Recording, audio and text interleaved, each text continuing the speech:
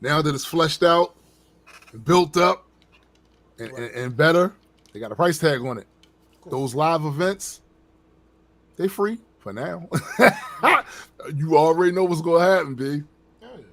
You gonna pay for a ticket, and then they're gonna do a cost benefit analysis. They're gonna say, "Yo, this is a decent way to experience this, and I don't have to drive, and I don't have to be around a bunch of other apes." You know what I'm saying? Yeah. I mean, But I also see another problem with it. What's up, McKenna? I see another hey. problem with it too. Like as it is right now, I can see where it could get addictive to some people. Sure. So they're only going to evolve the tech. Right. So you know what that means. That's right. Like I can see a lot of people checking out. You know what I'm saying? Just Absolutely. check it out. That'd be interesting. Let's see the consequences of that. I mean, we already saw the consequences of the internet. It took us some years, but we started to see what that did. I can only imagine what this will do. Addie says he's going to a family function out of town today. Your cousin. No, his cousin. Oh. He said family. His family. Out of, yeah, his cousin. Mm. Fuck.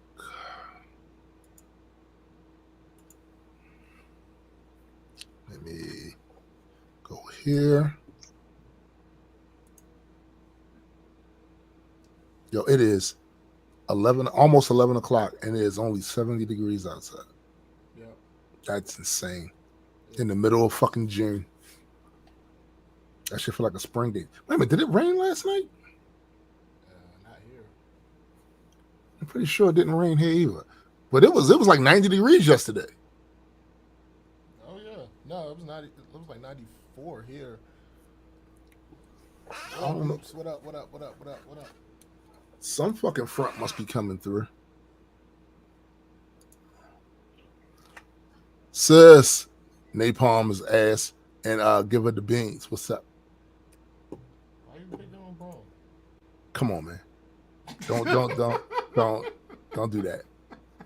Don't do that. You already That's know. a simple question. I don't. Right, McKenna? We close as hell to that next one. Yeah. That's fucking amazing. Yeah. And 17 days left.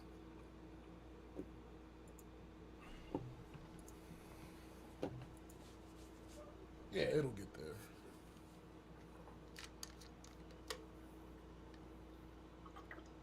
I'm actually looking forward to it getting there because I really do want to get those bookmarks. Right. I ain't gonna hold you. I really do want to get those bookmarks. I really want to get them trading cards too, but we'll see. We'll see what happens.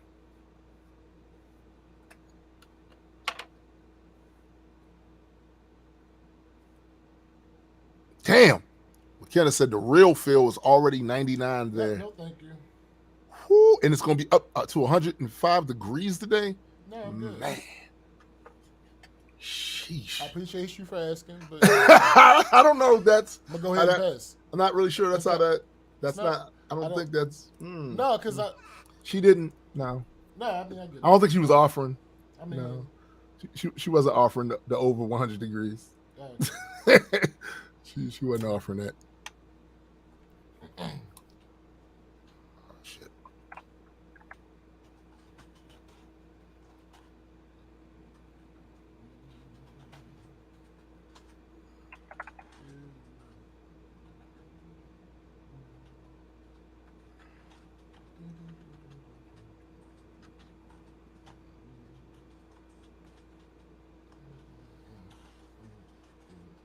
Oh man, Ass.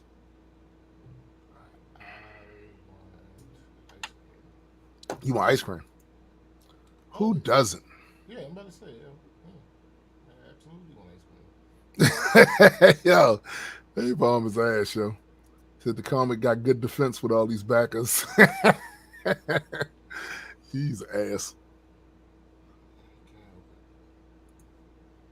He absolutely cannot help it. Nah, nah, he cannot.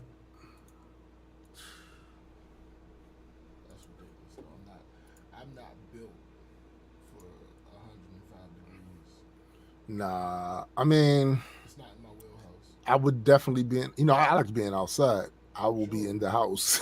I don't. Uh, Yeah, I don't have. I don't want no parts. it's a lot. That's a lot. A lot is an That's, understatement. that, No, not I. that's, Not that's I. definitely a lot. It's just. It's not my ministry. Is that? It's not your ministry of darkness. Shit. Yo, that was the name of my, of course, um, my stable of characters on. We used to play SmackDown all the time. Me, Marlon, Mm-hmm. and Napalm. Napalm was the savage ones, um, and Marlins was the knot rockers. That's. He's such an asshole. He's What you such gotta an say? asshole. I mean, sure, but not like him. Oh shit! I didn't know it was out already, Paul. Yeah, so I saw somebody posted on my timeline some gameplay of it and shit.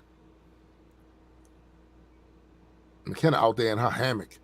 Yo, I mean, I can't. Listen, we went yeah, down it's too Belize. hot. I don't. I tried to get in that. Yo, that hammock is not comfortable to me, yo. I can't Oh, do it. cause I tried it. Wifey tried. She was like, nah. you old. It looked nice.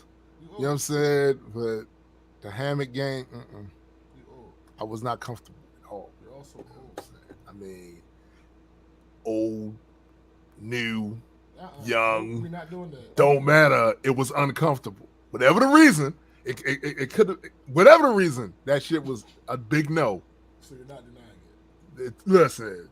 So that definitely could have been the reason. hey, Okay. it could have been, but listen, because if that's the case, then when everybody get like that, it'll be like that for them. So you'll get there. They won't be comfortable I forever. don't really have a desire I think you for do. hammocks. I think you like. Yeah, Hammocks aren't my thing. you might. Like, I don't. You Mm-mm. might. Nope. Yeah, you might try to. You know what I'm saying? Sit. Be on Not a some fan. property we wind up getting, and we got out there between the trees and shit. And you go, oh, damn, this is like a nice place for a nap. SBJ sounds low. That's what Napalm said. How? I don't know. You don't sound low to me, but you might sound low to him. Hold on. Let's me finagle the bagel. Ah, hold up. Rar, rar. Is that better? Sound like a dungeon dragon. I mean, that was the point. Like I said, for me, you don't sound low. So, what up, Biddy? Hey. Okay, Biddy. Have a good one. You enjoy your time. Absolutely. Okay. What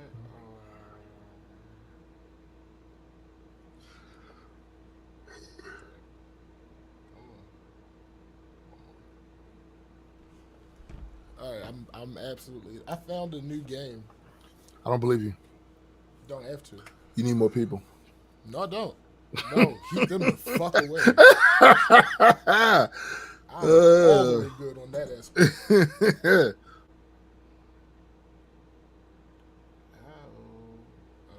And I'm absolutely. What new game was that you found? Nah, it's not for you, buddy. It's a I'm phone pretty game. sure, but Yeah, it's a phone game. I don't even know the name of it, to be honest. all my games is fun. It let me do things, and I mean- I'm pleased by that. Listen, it's always good when games let you do things. Yo, some games don't let you do things. Oh, I know. I know. I know. I know.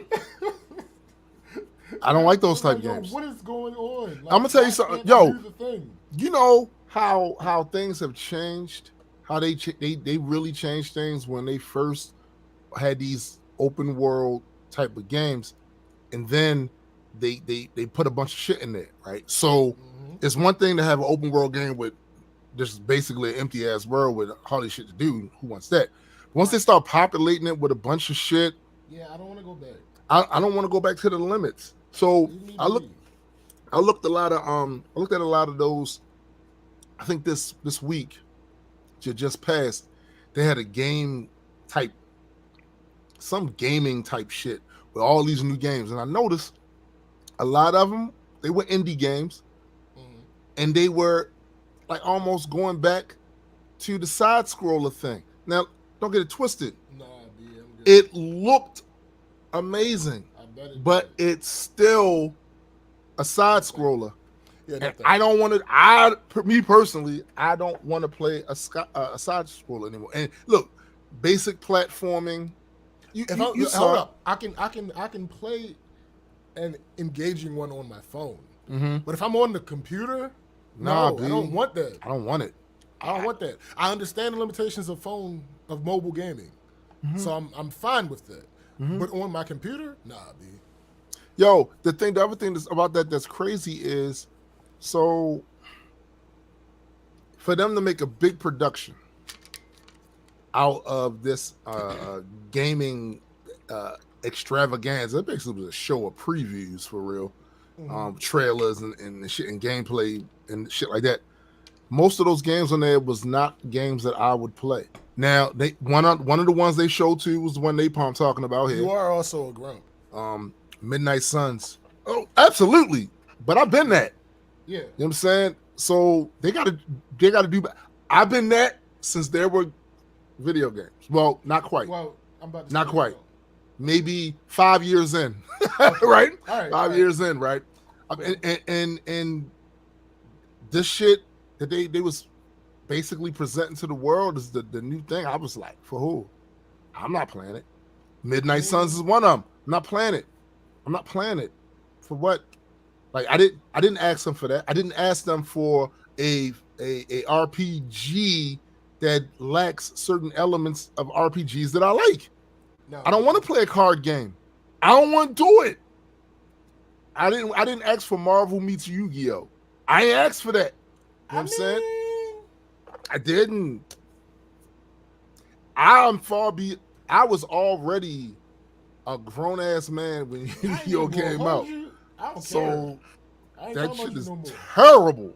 No, That fuck shit you. look terrible. But Say it again, Avon. It looks terrible. It looks terrible.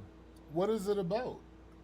So they're doing a version of that comic book event, Midnight Suns. They have Wolverines in it, Blades in it. I think Iron Man's in it. It's a couple of characters in it, and they're supposed to be beefing with, once again, Lilith. Okay, so it is that Midnight Suns. Okay. Yeah. They beefing with Lilith, You're right? saying Marvel Dungeons and Dragons. Basically. That's funny.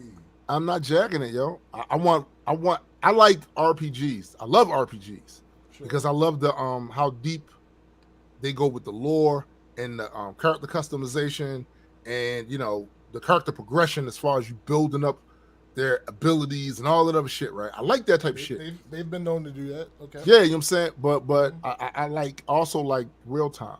Like I've only ever liked one turn-based RPG, and that's what this looks like a turn-based RPG. I've only liked one of those. Final Fantasy X, and that's only because I wanted to get to the story. I wanted to get through the story, you know. Yeah, I don't But think I've ever liked the turn-based RPG. it's just not. That's what this is. This is turn-based and cards. I don't know if I've ever like I'm not. played, like really played Mm-hmm. a turn-based. I've played two of them, and both of them are Final Fantasy. I've encountered a couple, Mm-hmm. but like I haven't put any like hours into. Nah. No. Yo, the first when they made X-Men Legends, Yo. I was through with anything that was remotely Bruh. turn-based. Not doing it. Not doing it. You know I have that on my computer, right? Wow. I have X-Men Legends on my computer. Yep. Yeah, I need Legends too. I need Magma. Yeah, that's magnitude. Yo, the thing is, you won't want any of them. Well, I mean, I have it for nostalgia's sake. When I played, I was like, yes. whoa. Yeah, no, I get it. Whoa. Oh, and Napalm said, plus you're not even playing with the characters, you're playing with a character you create. Yep. Well, Yep. But I can get with that because I do that with DC Universe Online. That's how I felt with the whole Magma storyline, and that's how I felt with Kamala Khan in the beginning. Yeah, of but Avengers. the difference with X-Men Legends is in combat, you could switch to different characters. Absolutely. You know, this one is not that, and I just it looks turn-based and with cards. I'm out. Leave them be. No. Okay. Stop fucking up the IP. You know what we want, especially after. Here's the other thing, but I know they probably didn't factor any of this in because every individual developer gonna do what the fuck they gonna do, right? But no, I need Raven. Facts. But after the Marvel's Avengers game, you know what we what the fan base wanted. There was a lot of hiccups with that. Y'all know y'all did not carry that right as a live service game because it should have never been a live service game. Sure. It should have never been that. Yeah, and the company that did it aren't good at that. Sure. They specialize in other shit, right? So they stuck their neck out, thought they was gonna do this, and that as a live service game, it sucks. Don't get me wrong. I still like to play it. But it's role playing for me. I get to be Thor with a hammer and hit shit and shit like that. I get to be Iron Man and fly around and do shit. That's cool. But as a live service game, nah, B, it should have never been that. So you know what the consumer base wanted. Now, I'm gonna give them this. I didn't think I was gonna like Guardians. I fucking love Guardians. It's got some corny shit to it, but so does Guardians. You know what I'm saying? Like, yo, I didn't think I was gonna like the gameplay. Nah, that shit is dope. The story is dope, nice and long. It's got a lot of content in there, and it's Marvel history rich, especially with Cosmic Marvel. Like it's a bunch of shit in there. But I'm not. Hey, look, got my man Structures in the house. Ooh. He says turn-based is fine when it's fashioned in the classic style. FF Tactics. A lot of people love FF to this day. To this day, they love Final Fantasy Tactics to this day. And like I said, I played one turn-based, two, and both of them were Final Fantasy. I didn't finish the first one, and I did finish Final Fantasy X because I liked the story. I was like, oh no, I got to finish the story. I need to know what's happening, who dies and who, whatever, you know. But I don't want to play that with Marvel characters. I want real-time action. I want to control my character and jump and use the powers and attack and block. I want to do all that. I don't want to do that with Marvel. So it's turn-based and it has cards. I'm done. I'm done. Not gonna be able to do it. I'm not even gonna hold you. I don't blame you. I don't blame you. Like I'm not as upset about the card aspect. I'm sure, of course, you grew up in the Yu-Gi-Oh era. But I don't want that to be the whole thing. Yo, the only cards I respect is Gambits. Right. We're aware, sir. I'm just saying. Raging Cajun. Speaking of which, I need somebody to put some respect on his name. I need to see a live action version of Gambit that they stick with and develop and do what they're supposed to do with. I do too. And I want the Mr. Sinister storyline, and I want all of that. My issue is, what up, Shanta? What's up, Shanta? They fucked up. I felt initially for who they had at first to play him. I was like, no, not him. No, yo, I think he could have did it. No, hold up, bro. When I went and watched that second Kingsman, and I saw that shitty. It wouldn't have been that, though. It wouldn't have been that. Listen. I understand. No. 100%. I agree with you on that. I don't think it would have been that. I don't think it would have been that. I don't have a reason to think he can do a Cajun accent. I don't. I don't either. But I've seen him in enough things to see that he actually does have range. Bro, And I think he's a good actor, right. but not like But this. I don't Not like look. this. Look, here's the difference between Kingsman and Marvel. Not back then. Right. Back then, it probably would have just as bad. I ain't gonna hold you. But Marvel now, they got all the money and time in the world to turn you into whatever they want you to be. They do. They do. They do. But it also could be They this. will get you all these classes. Marvel they is will put good. you in them. Marvel's good at cast. Yo, they are phenomenal at casting. Absolutely. So what if they say, as part of their skill set, when it comes to casting, not him? No, listen. No, hold up. Here's the thing. If they say, like, let's say he still got the contract. Right. What up, Let's Ryan? say he still got the contract. Right. And they like, we gonna go in a different direction. I'm gonna be like, oh damn. All right, Channing. Yeah, they saw something they like. They have gained Facts. all the deference. Yeah. I defer to them completely. That's a fact. As far as casting is concerned, until they Fact. prove me wrong. Until they prove right. Like, nah, we good. That's true. Y'all gonna do this? All right. I don't like it, but I'm gonna watch it. and y'all gonna pleasantly surprise me. Yeah. Facts. That's facts. And I still think, I mean, I'm right. it was a lot of years that's gone by, but I still, as much as I didn't like the movie, that Wolverine Origins movie, as much as I didn't like the movie, I thought the guy they had playing Gambit there was a good Gambit. No, he did a good job. Yeah, I thought he was a good Gambit. But that's why I hated, like, that's why I What hated Fox those did. old days, man. Yeah. Where there was no real continuity and Blame it on Singer, yo. different people can play the same role because they're not connected. And You gotta blame it on Bryan Singer, yo. He to me, he laid. Listen, when you go back and watch the original X-Men movie, now you start to realize we was happy with what we got back then because we wasn't getting much. Thanks. That's what it all was. thanks. That's what it was. Funny, Tom. Shut up. He told that man, you better step it up. Look, because I remember at the time thinking, this could be better, but fuck it, because we got the X-Men, and maybe they'll do better in the next movie, and then the next. I'm gonna get the stuff that I thought of in the movie theater at the time. Some of the fight scenes. Well, yeah, I was like, absolutely. not sure about this. You know what I'm saying? All I know is, fuck all that. I better never hear a line again as cringy as, you want to know what happened when you're struck by lightning? The same thing that happens to everybody else. So why the fuck did you ask? Yo. What was the point of the line? The line was such a shit line. The only person that made that line redeemable, that not even the line exactly like it is, but that same thing, Your Honor. Facts.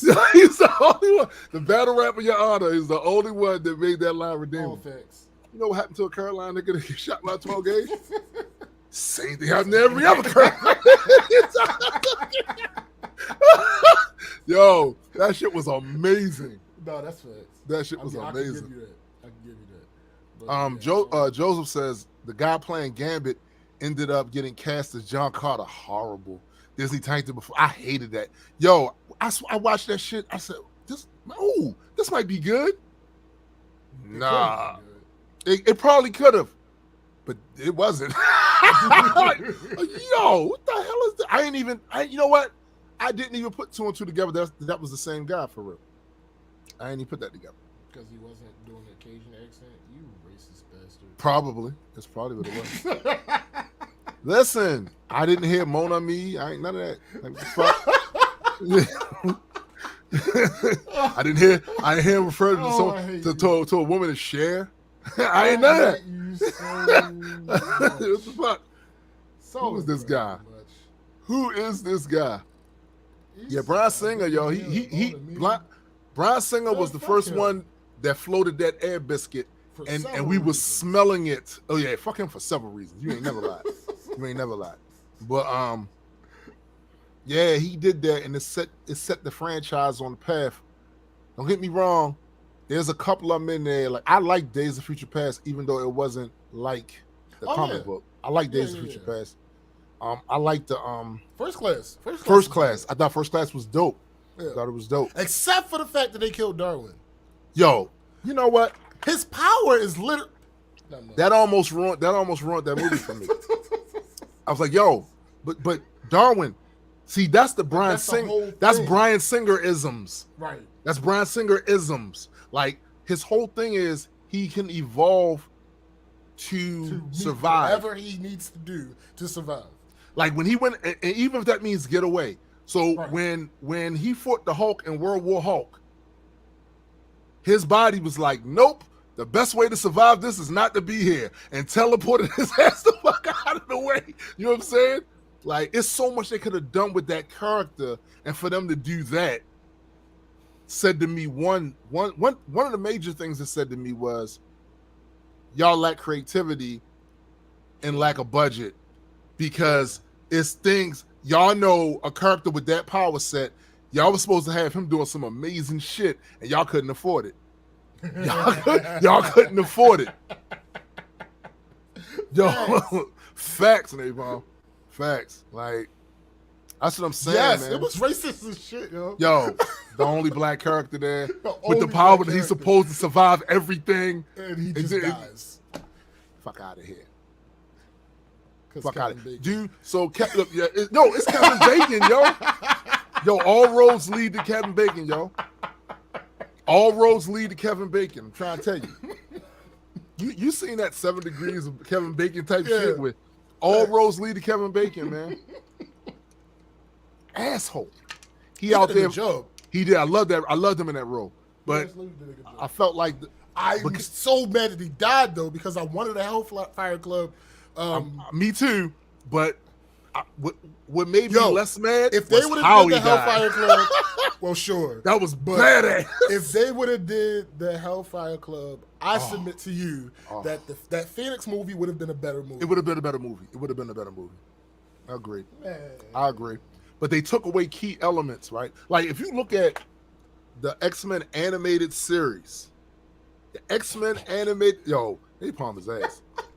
Napalm is ass, yo. I can't do this.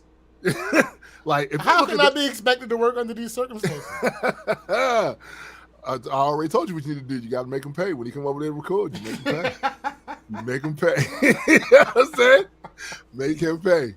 But yo, even the version of the Phoenix that they did with the animated series was dope. Fire. And part of the reason it was dope is because that whole development part of Jean Grey in conjunction with the Hellfire Circle Club being there, like what they did to her and how, what's the name? Not Pierce. Pierce was the whole half robot thing. What's the fucking dude's name? Can't remember his name, but how he corrupted her and got in her head and made her see things, do things, and all that other shit. Like, yo, that shit was awesome, man. I mean, me and my baby mother was watching that shit like, yo, I can't believe how good this is. I can't believe how good this is. Fire. It was That's really what got me in love with the character. Yeah. That had these X-Men version. No doubt. Absolutely. I was, everything Phoenix. Yep, everything. And when they finally did it on the live action, I was like, yeah! And then they actually did it. I was like, oh, damn. Why you kill him? But like I said, I was less mad because of how he died. Like, and yo, to me, the whole scenario of Charles trying to talk him down, and that Cody it's just keep going. It was mean, yo. It was mean. Yo, that is, talk about torturous. Yes. There's no way. He felt every bit of that death. He did. and he was in Maggie's head at one point. So, like, yo, this is the other thing. I love the dude that played Magneto. Like, he has range. He has range, and he has a sense of menace about him that the other dude, the old dude, didn't really have for me. Like, I like him in other shit. It's just that they was going for the original type of Magneto when they did draw him older. You know, they drew him older. You know what I'm saying? Your favorite Ian McClellan role is Lord of the Rings? No. Although that's high up there. There was something else I saw him in.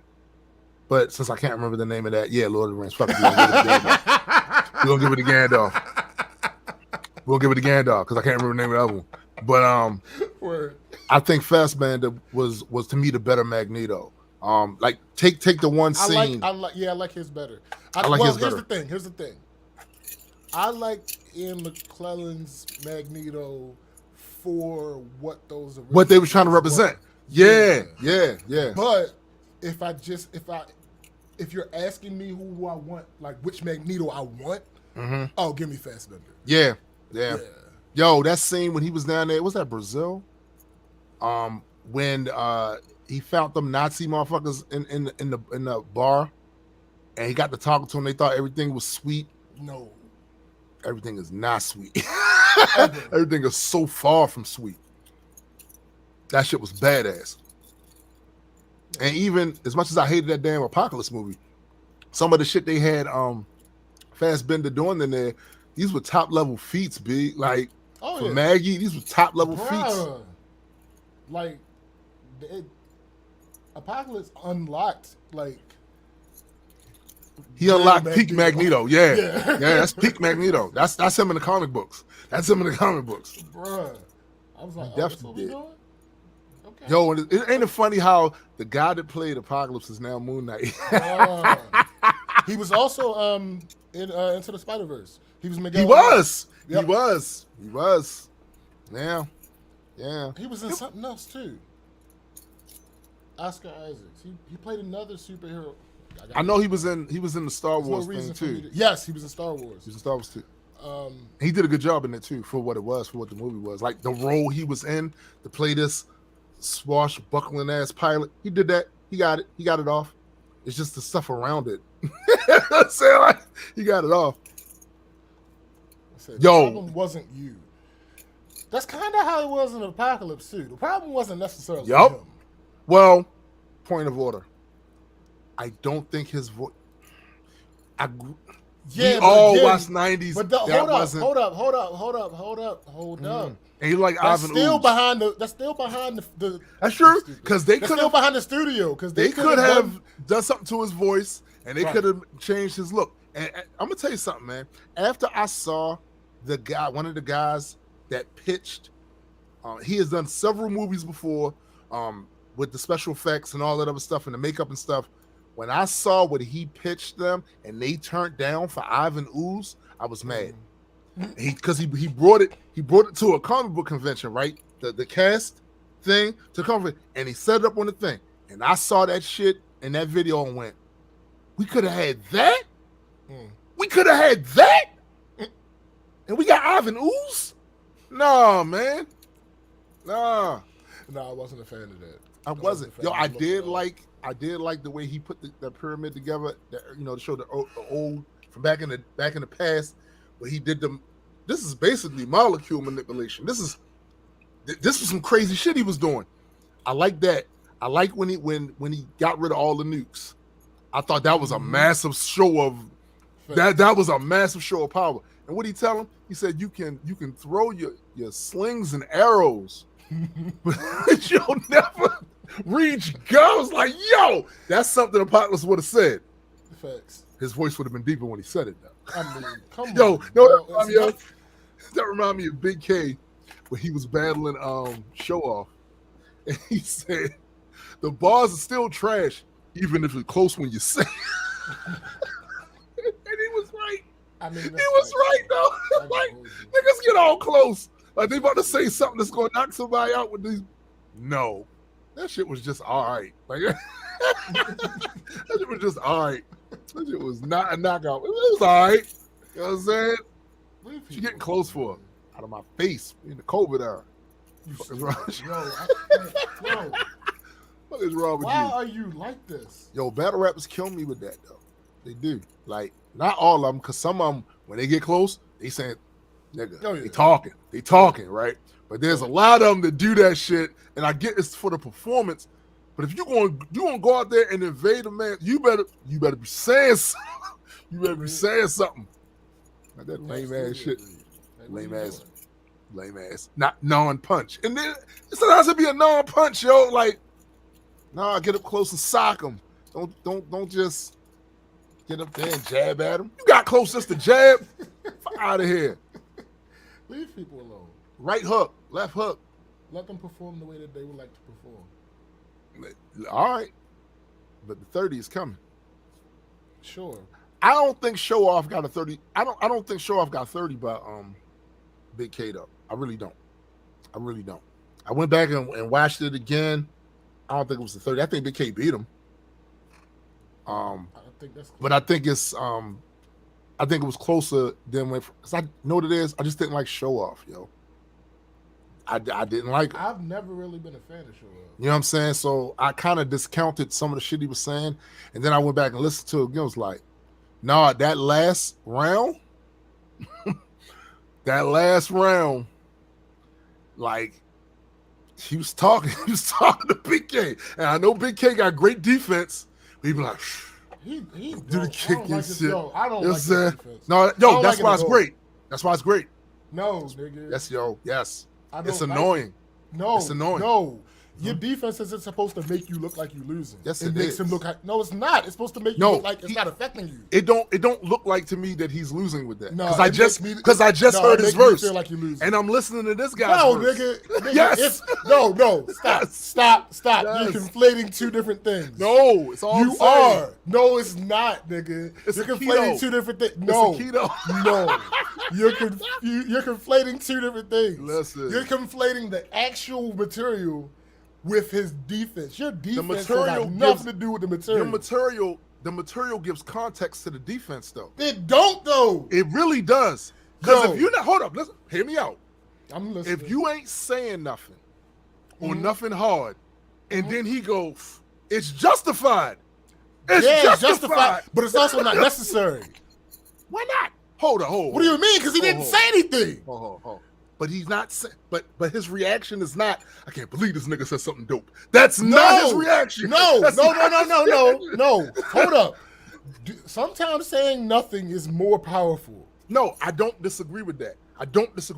Defense But- is only necessary when you need it. The only time If I'm walking around with a shield and nobody has any plan on accosting me, the shield is completely unnecessary. Unless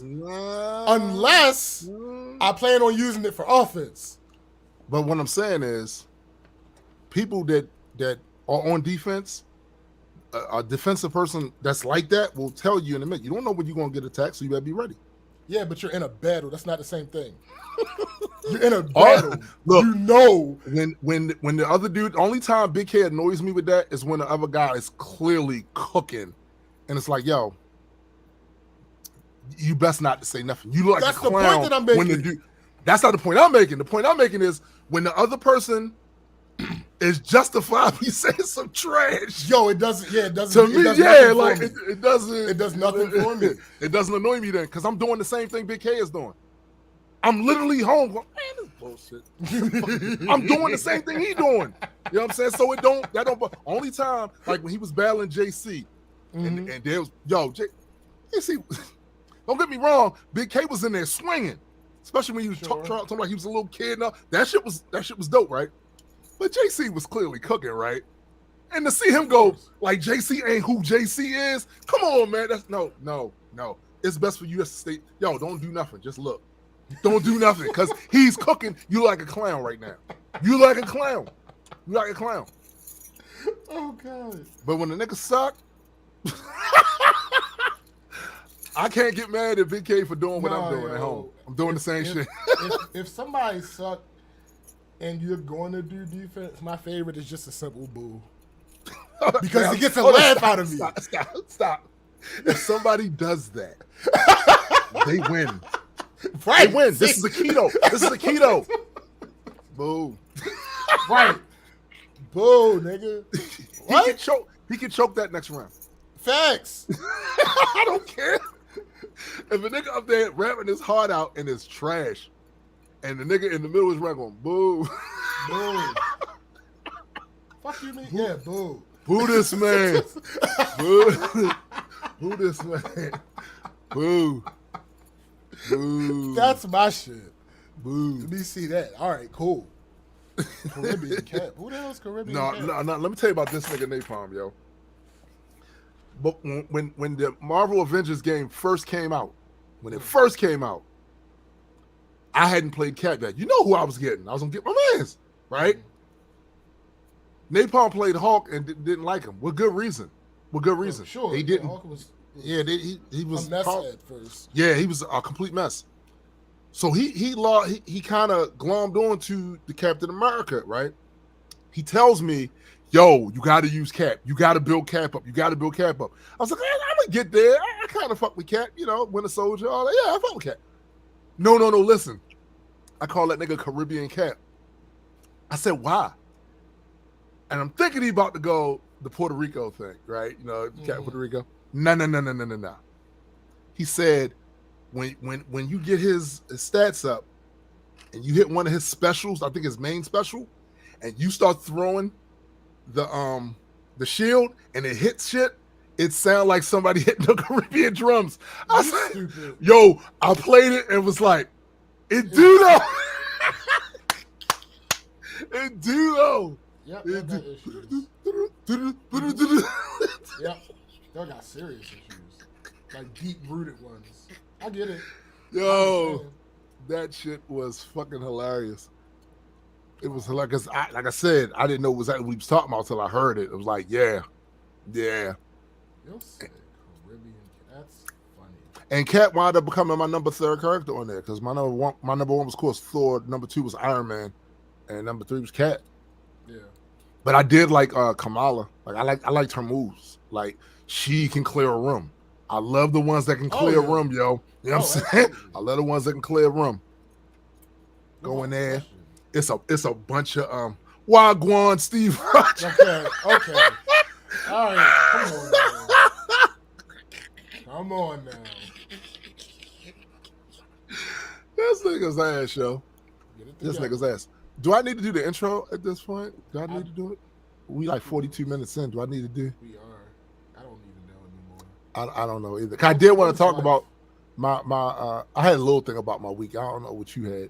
I got a couple things. Good. I guess we can skip the intro. We 2 minutes in. Yeah, it don't make sense to do. Nah. So this week for me has not necessarily been a bad week. It wasn't. It was uneventful with negative shit. It was, but some good shit happened. We did our Father's Day celebration type thing early because Sunday is going to be a busy ass day, and certain people are not going to be here, right? So they wanted to do that, get that out the way early. So we went over to the Red Lobster. That's not far from us, for real. Not far from us. Went there. It was all right. Like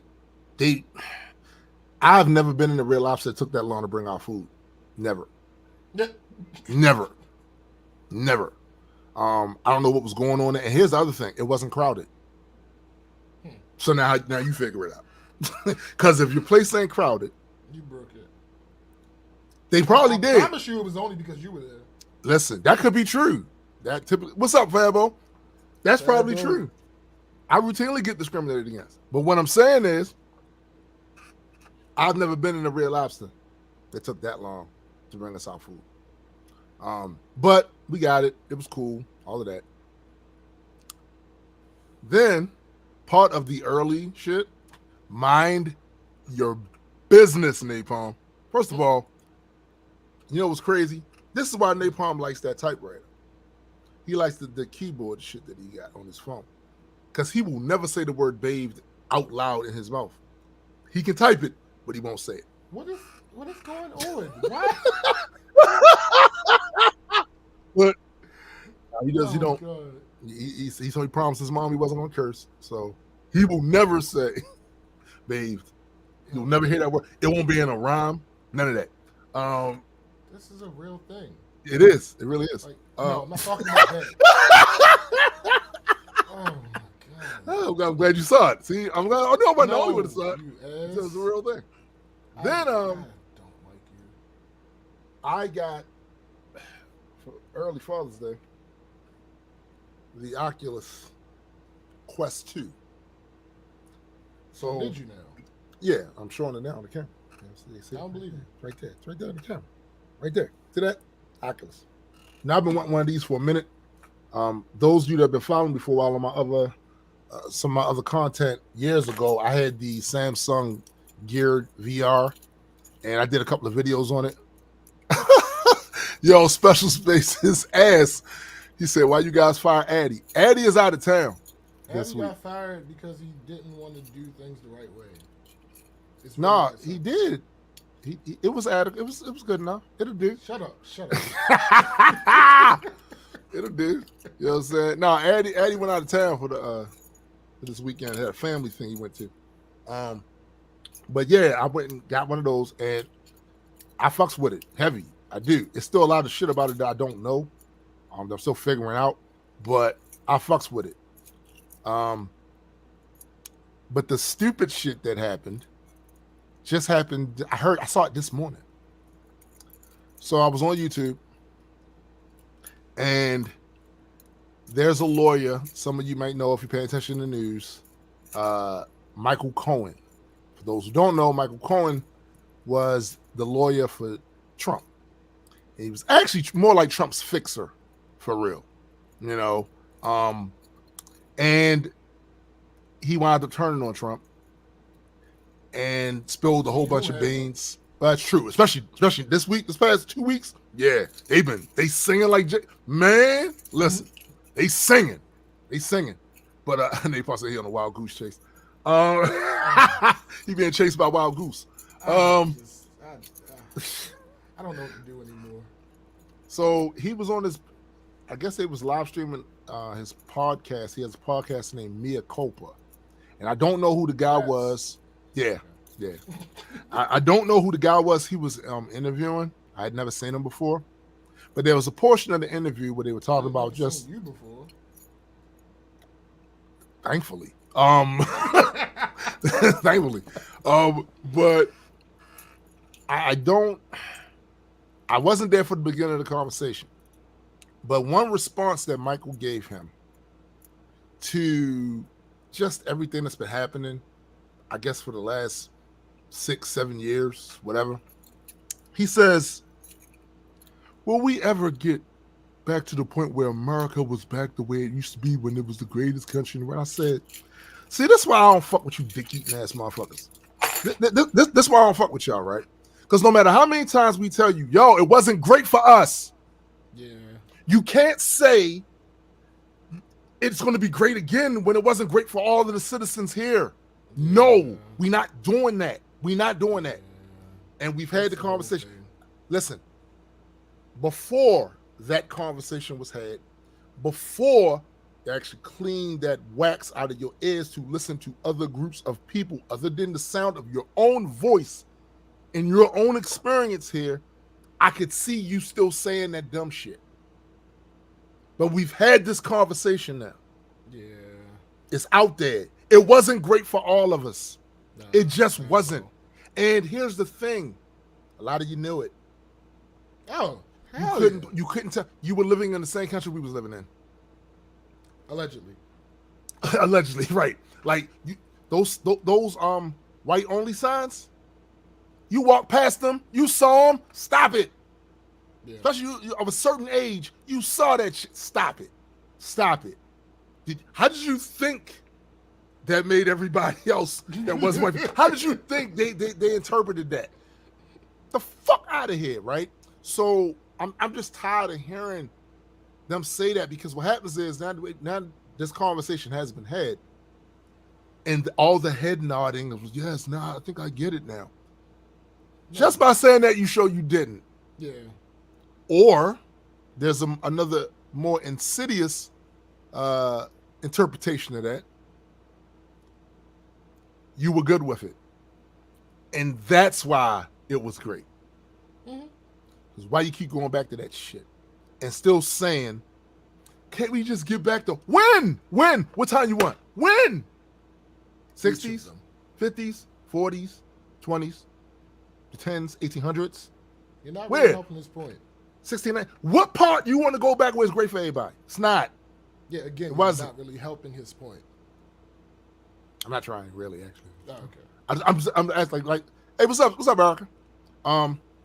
That's it. Hey. That's it.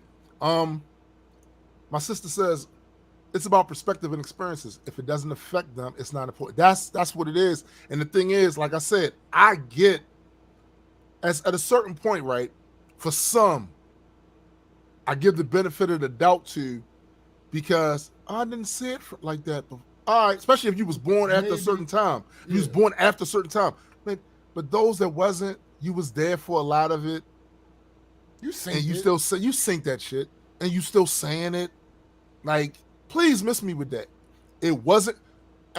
If my grandfather was still, either of my grandfathers was still with us, ask them, was it great for them? Ask them, was it great for them? Because if you could hear some of the stories my grandfather told me about that time, nah. My grandfather was born in 1913.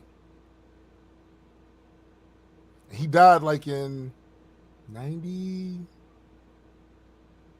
I want to say 95. Erica, do you remember which year Granddad died? I think it was 95. It's a couple years before Siobhan was born. I know that. But, yeah, man. Nah, we're not doing that. We're not doing it.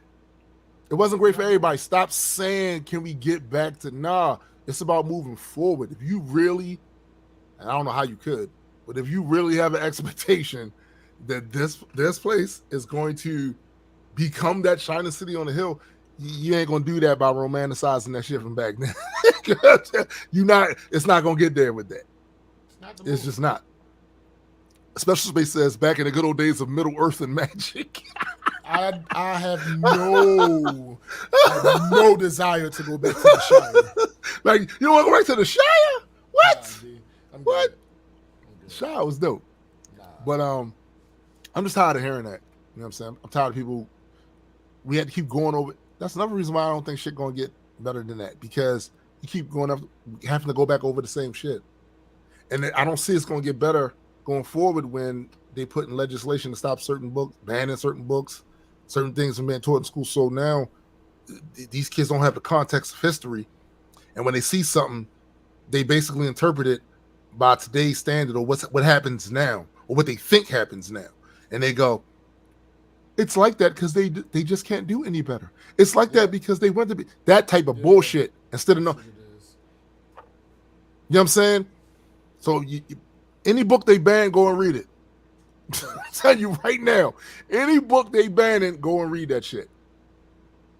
Because they trying to hide some information from your ass. Because they trying to curate society in a way that makes it seem like this place has always been a utopia, or they'll relent a little bit and say, well, you know, no place is perfect, but this was still the. Stop it. No place is perfect, but we're not asking for perfection. Nobody's asking for that. Like, the bar is so very far from, so very, very far from perfect. Like, that's not what anybody's asking. But one last thing too. Oh, other thing. McKenna mentioned this earlier when we first got started. What thing? Shoosh. Our Kickstarter campaign grown exponentially in the last week. That's pretty dope. We're getting close to our second stretch goal of $4,000. So salute to all our supporters, be you Patreon, be you Kickstarter backer, be you someone that shared it, because I've seen a lot of shares of it, and that has to help. We're not even going to act like that's not helping. That's helping. We appreciate you over here at Majestic. Definitely.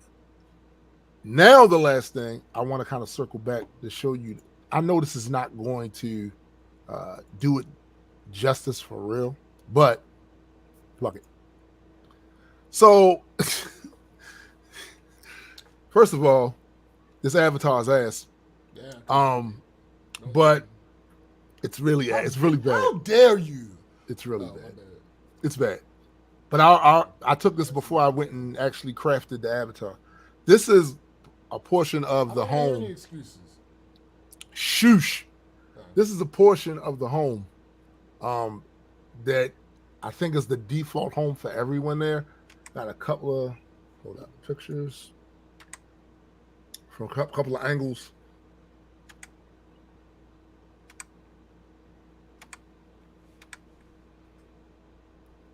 Kind of dope. The environment. Sure. Environment. But yes, special space. Yes. Yes. Yes. You see it. You see it. You see it. No, what happened was it was a whole bag of flour. I was trying to reach, and the shit just fell down on top. And that's how that happened like that. So you present as white now. Yes. In VR space, yes. I'm trying to win. I'm trying to win. I'm trying to win. Oh God. Wow. But oh yeah, and I gotta cut grass today. But that is my week. That was my week. That's funny. That's actually hilarious. All right. I guess I should do mine at some point. So one thing I forgot last week. What's that? Is the guy from work who called me like 3 times. Sir, I am in a department. Mm-hmm. Now, we're not no huge company, so our department isn't like 17 people and no shit like that. But it's 4 of us. Out of the 4 of us, 2 of us can pretty much answer any question that you might have from the field. Mm-hmm. If you call me and I don't answer, and you don't feel like leaving a message, why didn't you just call the other person? Yeah, for real. I don't. For real. And see, it doesn't bother me because I'm just not going to answer you because I'm on vacation. Right. Like if it was somebody that I talked to on the regular, I would have answered because I don't mind helping them out because I fuck with them. Right. I don't not fuck with him. Right. But I don't fuck with him. So like, then the next day he called me again. Okay, your problem is going unsolved, and that's like there's another available resource. Right. For whatever reason. Let's say I got fired. Right. Whatever the case may be, you just calling me and you know I'm not the only resource that you can use is irresponsible on your end, sir. Yeah. It is. And then the next day he called me again. He left a message this time. And it wasn't when I heard what he wanted, there wasn't anything like dire. So again, I did not return the call. Because I'm on vacation. I'm not working. Right so now. Leave me the fuck alone. Leave me alone. He didn't call again. So that's cool. Yeah, so that's cool. But anyway, back to work. And the bullshit started before I got to the building. Excuse me, the bullshit has left the building. No, it was it was right outside of the building. So the one dude, he outside, I approached the building. He's like, yo, I owe you something. I'm like, what are you talking about? I was upstairs and I was vacuuming and something happened. And I'm like, what are you talking about? Whatever, I'll find out. So I was going to my desk. Usually when I get to work, because I get to work so early, I don't go to my desk first. Right. But I was going to my desk first anyway because I had just been off for a week. Wanted to see if there was anything pending, anything urgent that might be on the desk. Like, hey, I need you to do this. And then I was going to take care of that and then resume my normal ways. Not your normal ways. Hey, shut up. So I get in the building. I get to the elevator.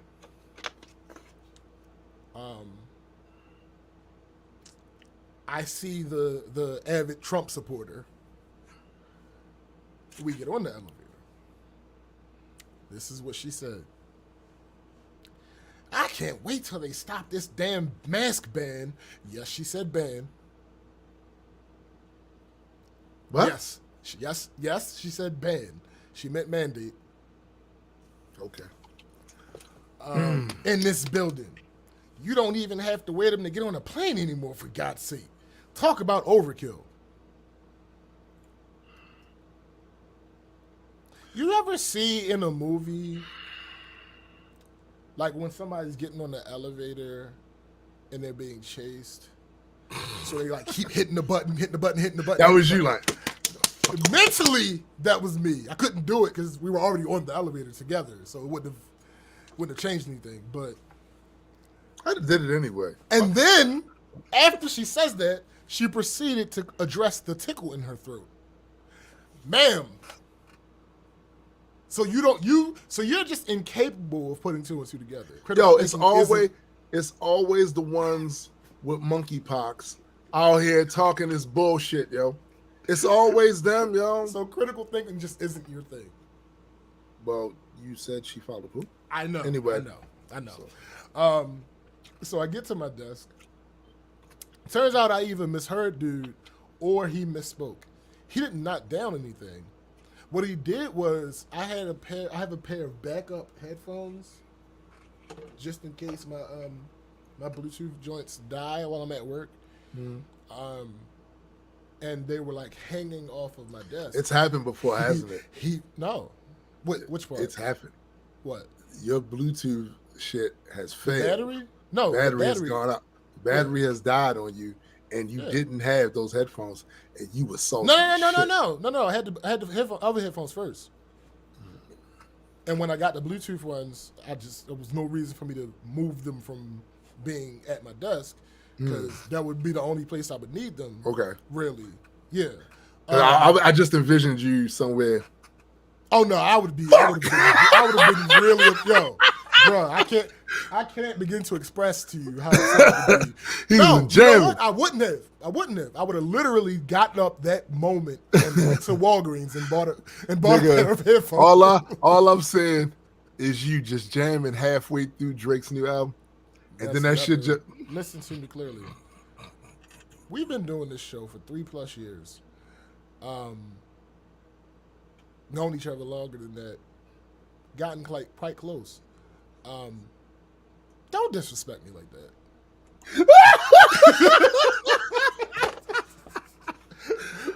I will never listen to that album. But anyway.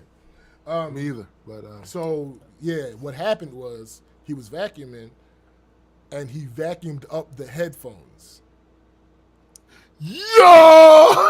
Is what happened. He was like, yo, I was vacuuming and all I heard was ooh. And I was like, what the hell was that? He was never able to figure out what it was because he couldn't see it. You figured it out. I realized what it was because one of the headphones, like just the part that goes in your ear, was still on the floor. Yo. It was behind it, like I had to move the chair to see it. But they'd have heard glass breaking, and then I would have stunned the shit. So vacuumed that man's headphones. So he was like, "Yeah, man, I'm how much was they?" I'm like, "I don't know. They my backup pair anyway." No. How much was it? So I had to do a Google search to find out how much USB headphones cost because it's been so long since I actually purchased a pair. Mm-hmm. And I think I found the same kind for like $14. I'm like, it was 14. Like, all right, cool. I'll give you 15. Okay. All right. Woo. I hate when people break my shit. I mean, here's the thing about it. I literally just bought new Bluetooth headphones. So now I have two sets of Bluetooth headphones. Mm-hmm. I'm not really hurting, and just bought these. I'm not really hurting for headphones right now. Okay, I mean, look, I get it, but still, yeah. Yo, I was like, yo, I kind of wish I was here just to have heard it. Oh my goodness. It was probably blood curdling. But anyway, so how's this? Try this on. It doesn't fit. I haven't presented it yet. Kind of heavy, my guy. So I was at one of the rental offices, and I overheard this conversation with a prospective tenant because the rental agent put it on speakerphone. I don't think he should have did that. I think he invaded that man's privacy. I think he invaded that lady's privacy. No, the other way around. I think she invaded that man's privacy. Thank you.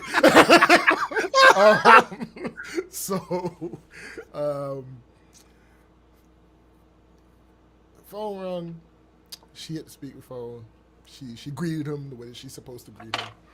How's she supposed to greet him? And nope, we're not doing that. And he says, how much are your one bedrooms going for? She says, we don't have anything available at this time. He says, how about a studio? She says, we don't have anything available at this time. Hey, auntie. My aunt's on it. Hey. She said, we don't have any units available at this time. Mm-hmm. He said, well, what do y'all have right now? She says, we don't have any units available at this time. He says, oh, boy. Do you know when anything will be available? She says, you can call back on Wednesday. We may have something then. He says, okay. How long does it take to get approved? She says 3 to 5 business days. He say, wow, that's a really long time. So y'all booked up then? Sir. How many times does she have to tell you? Just 3 more. And this is why I often tell them, all the rental agents, all the managers, when I'm in the offices, I often say to them, yo, I could never do your job. You could do it. I could never. I would be fired. I would be fired the first week. I've seen you answer the phone. You know how to answer. Not really. I've literally seen you maybe answer once the phone. or twice. You know how to answer the phone. Yeah, that's not it. I've watched you go, hello? I've seen that.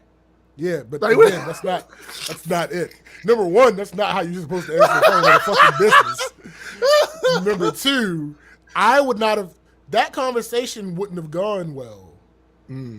Oh. If I was. Oh, really? Is that right? Nigga. Okay, so let's, for the sake of argument. Okay. Show us how that conversation would have went.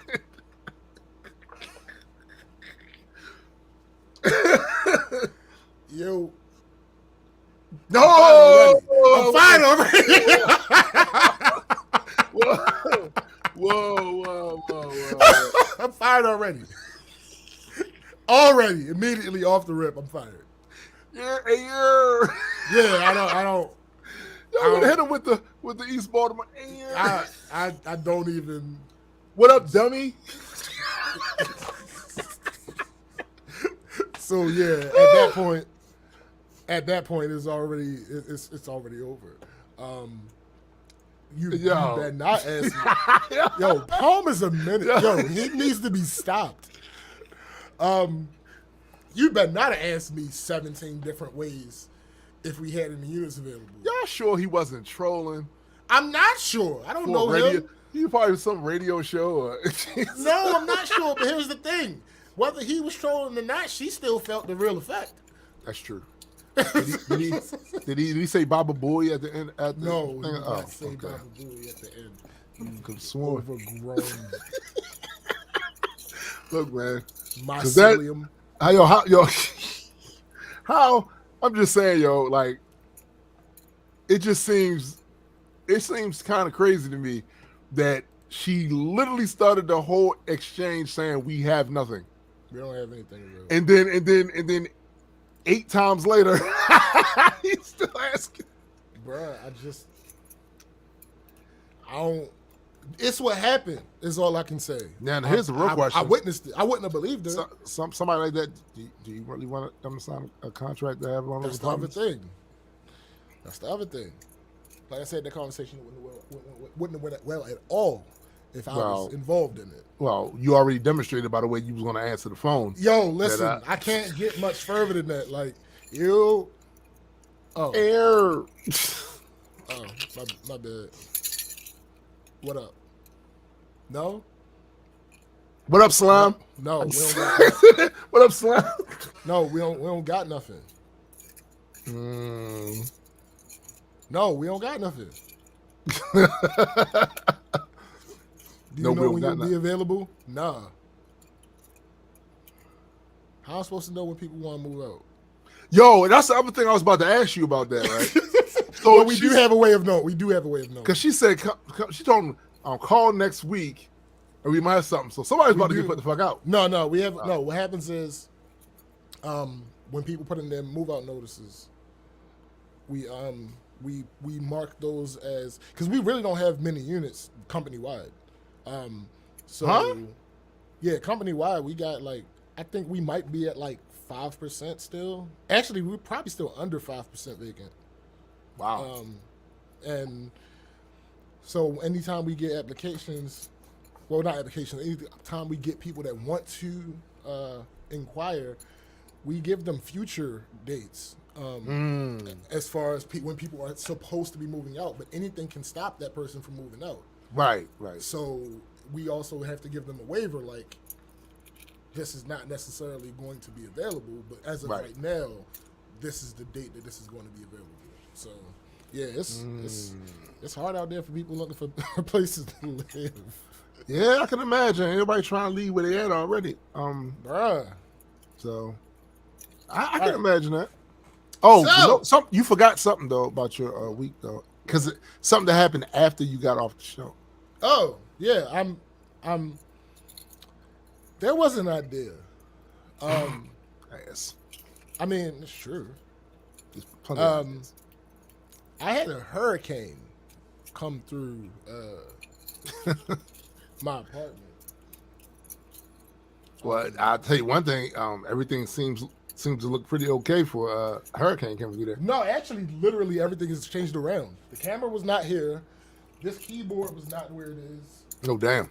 My audio interface was not over here. It was over here. Like, everything. The hurricane did that? That's crazy. Bruh, everything has changed. Like, yeah, like my old headphones are gone. Like, everything's changed since then. So it's a lot. Wow. You hear that noise in the background? What was the name? There. Yeah, I heard that. What was the name of the hurricane that came? Hurricane Napalm. Oh! Yeah. Oh. Yeah. It was a whole thing. Damn, it was a whole thing. So you had to fumigate the place afterwards, right? No, god damn it. Oh my god. Why? Why do you always go? Not even a little potpourri. Like here's the limit, and you're always like here. You're never there. I was just asking. Never right here. I was just asking. You don't go above or below this point. Like you just. Yo, but how you get that scent out of the phone? Like you just be droning. Like. I mean, these absorb a lot of shit. How do you get the smell out of there? Do, to be honest. Like they cut down reflections, but yeah, like a little. Yeah, cut down reflections. But no, like, what was that like though? Like, no, it was awesome. We got work done, and he got to knock some rust off. Right. And that's we working. I can finally say we working. Yeah. Absolutely. It's funny because it didn't come up. I talked to Napalm, my brother Marlon, my brother Sean, and my nephew Charles on the phone this week. You know, the whole FaceTime-ish thing. And that was a dope conversation, but that part did not come up. And it was in the back of my mind, and I actually wanted to bring it up because I wanted Sean to know that Napalm out here, Yo, he in them streets again. He outside again. Napalm outside again. You know what I'm saying? I need. Well, we talked about so much other shit, yo, because we don't get the, you know, so it didn't come, but it wasn't in the back of my mind to bring up every time. I was still bringing up, somebody bring up something else. Oh, yeah, blah, blah, blah. But I wanted to bring that up. Napalm is outside, Sean Black. Outside. We need you outside, Sean Black. I mean, we need you outside. I'm just saying. Just saying. I mean, I know his work schedule is probably worse than Addie's. Word. It probably is. I think he had like 1 day off in 4 weeks. So yikes. Yeah. 1 day off in 4 weeks. But we need Sean Black outside. That's completely disrespectful. It is though. Yeah, that's not cool. Like that's you know what it is, bro. Race shit. You know what it is, like it's part of the culture, the work culture here in the United States. I remember, and I think people still do this shit. How much people would brag about how much overtime they got. Yo, I was in there, and you know, when you really look at that, it's like, damn. So you wasn't seeing your family like that, and your kids. You seeing them motherfuckers at the job more than you seeing your kids. The whole simple idea of stop trading your time for money. It's a simple idea. It's not necessarily easy to execute. No, it's near impossible to execute in a country that has this type of work culture. Like, and the thing is, you can't. It's hard. You can't blame the person. They looking at it from a standpoint of, if I get this money, I'll be able to do more things. Yeah. Right. Facts. And that's a draw. I think part of it has to do with the fact that the average person whistles past the graveyard every day. We all know we're gonna die. All of us know that shit. But it's not first and foremost in our minds. We whistling past the graveyard. Ain't worry about that.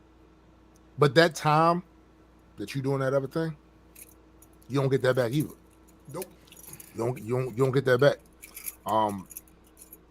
It's just, I don't know. I thought, and I think for a lot of people this is the case.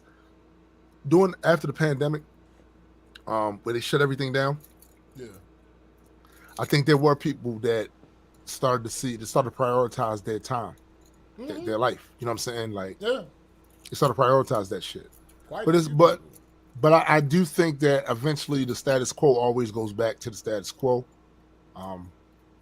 That's just the nature of it.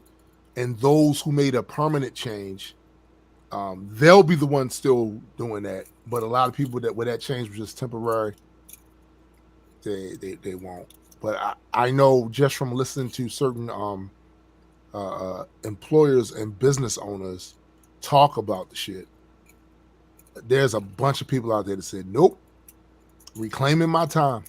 Reclaiming my time.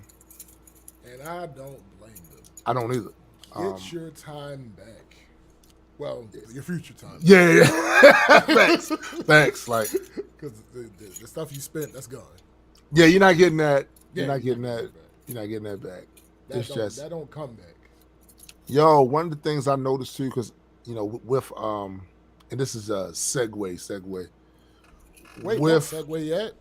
Wow, where we at? We still at my week. Oh, are you serious? Are you serious? Yo, you have one of the most. Listen, it's The Office, yo. I'm just saying. Your shit is The Office, yo.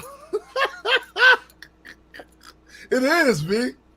It is. Lies so you can live inside it. It's shameful to hear you whine about your grievances. These geniuses have no understanding what grievance is. If liberty was this principle that you speak about for everyone you looked at as citizens, you would seek it out. So that's the root of it. Things happen. Who the fuck is that? Some dude. Hey. Some dude. There's like things happened. Things happened. Things happened. I get it. Okay. What are you talking about, woman? Oh, my mother. How dare you? What? Woman. Yeah. You should have finished that with mother is a woman. Woman that brought me here. No, woman dearest. Yo, you know how many? Oh! Yo, I just realized. What? So over the week, I realized. Remember we were talking about my uncles and shit, and how I stopped calling all them uncle. Mm-hmm. And I did not do that with any of my aunts.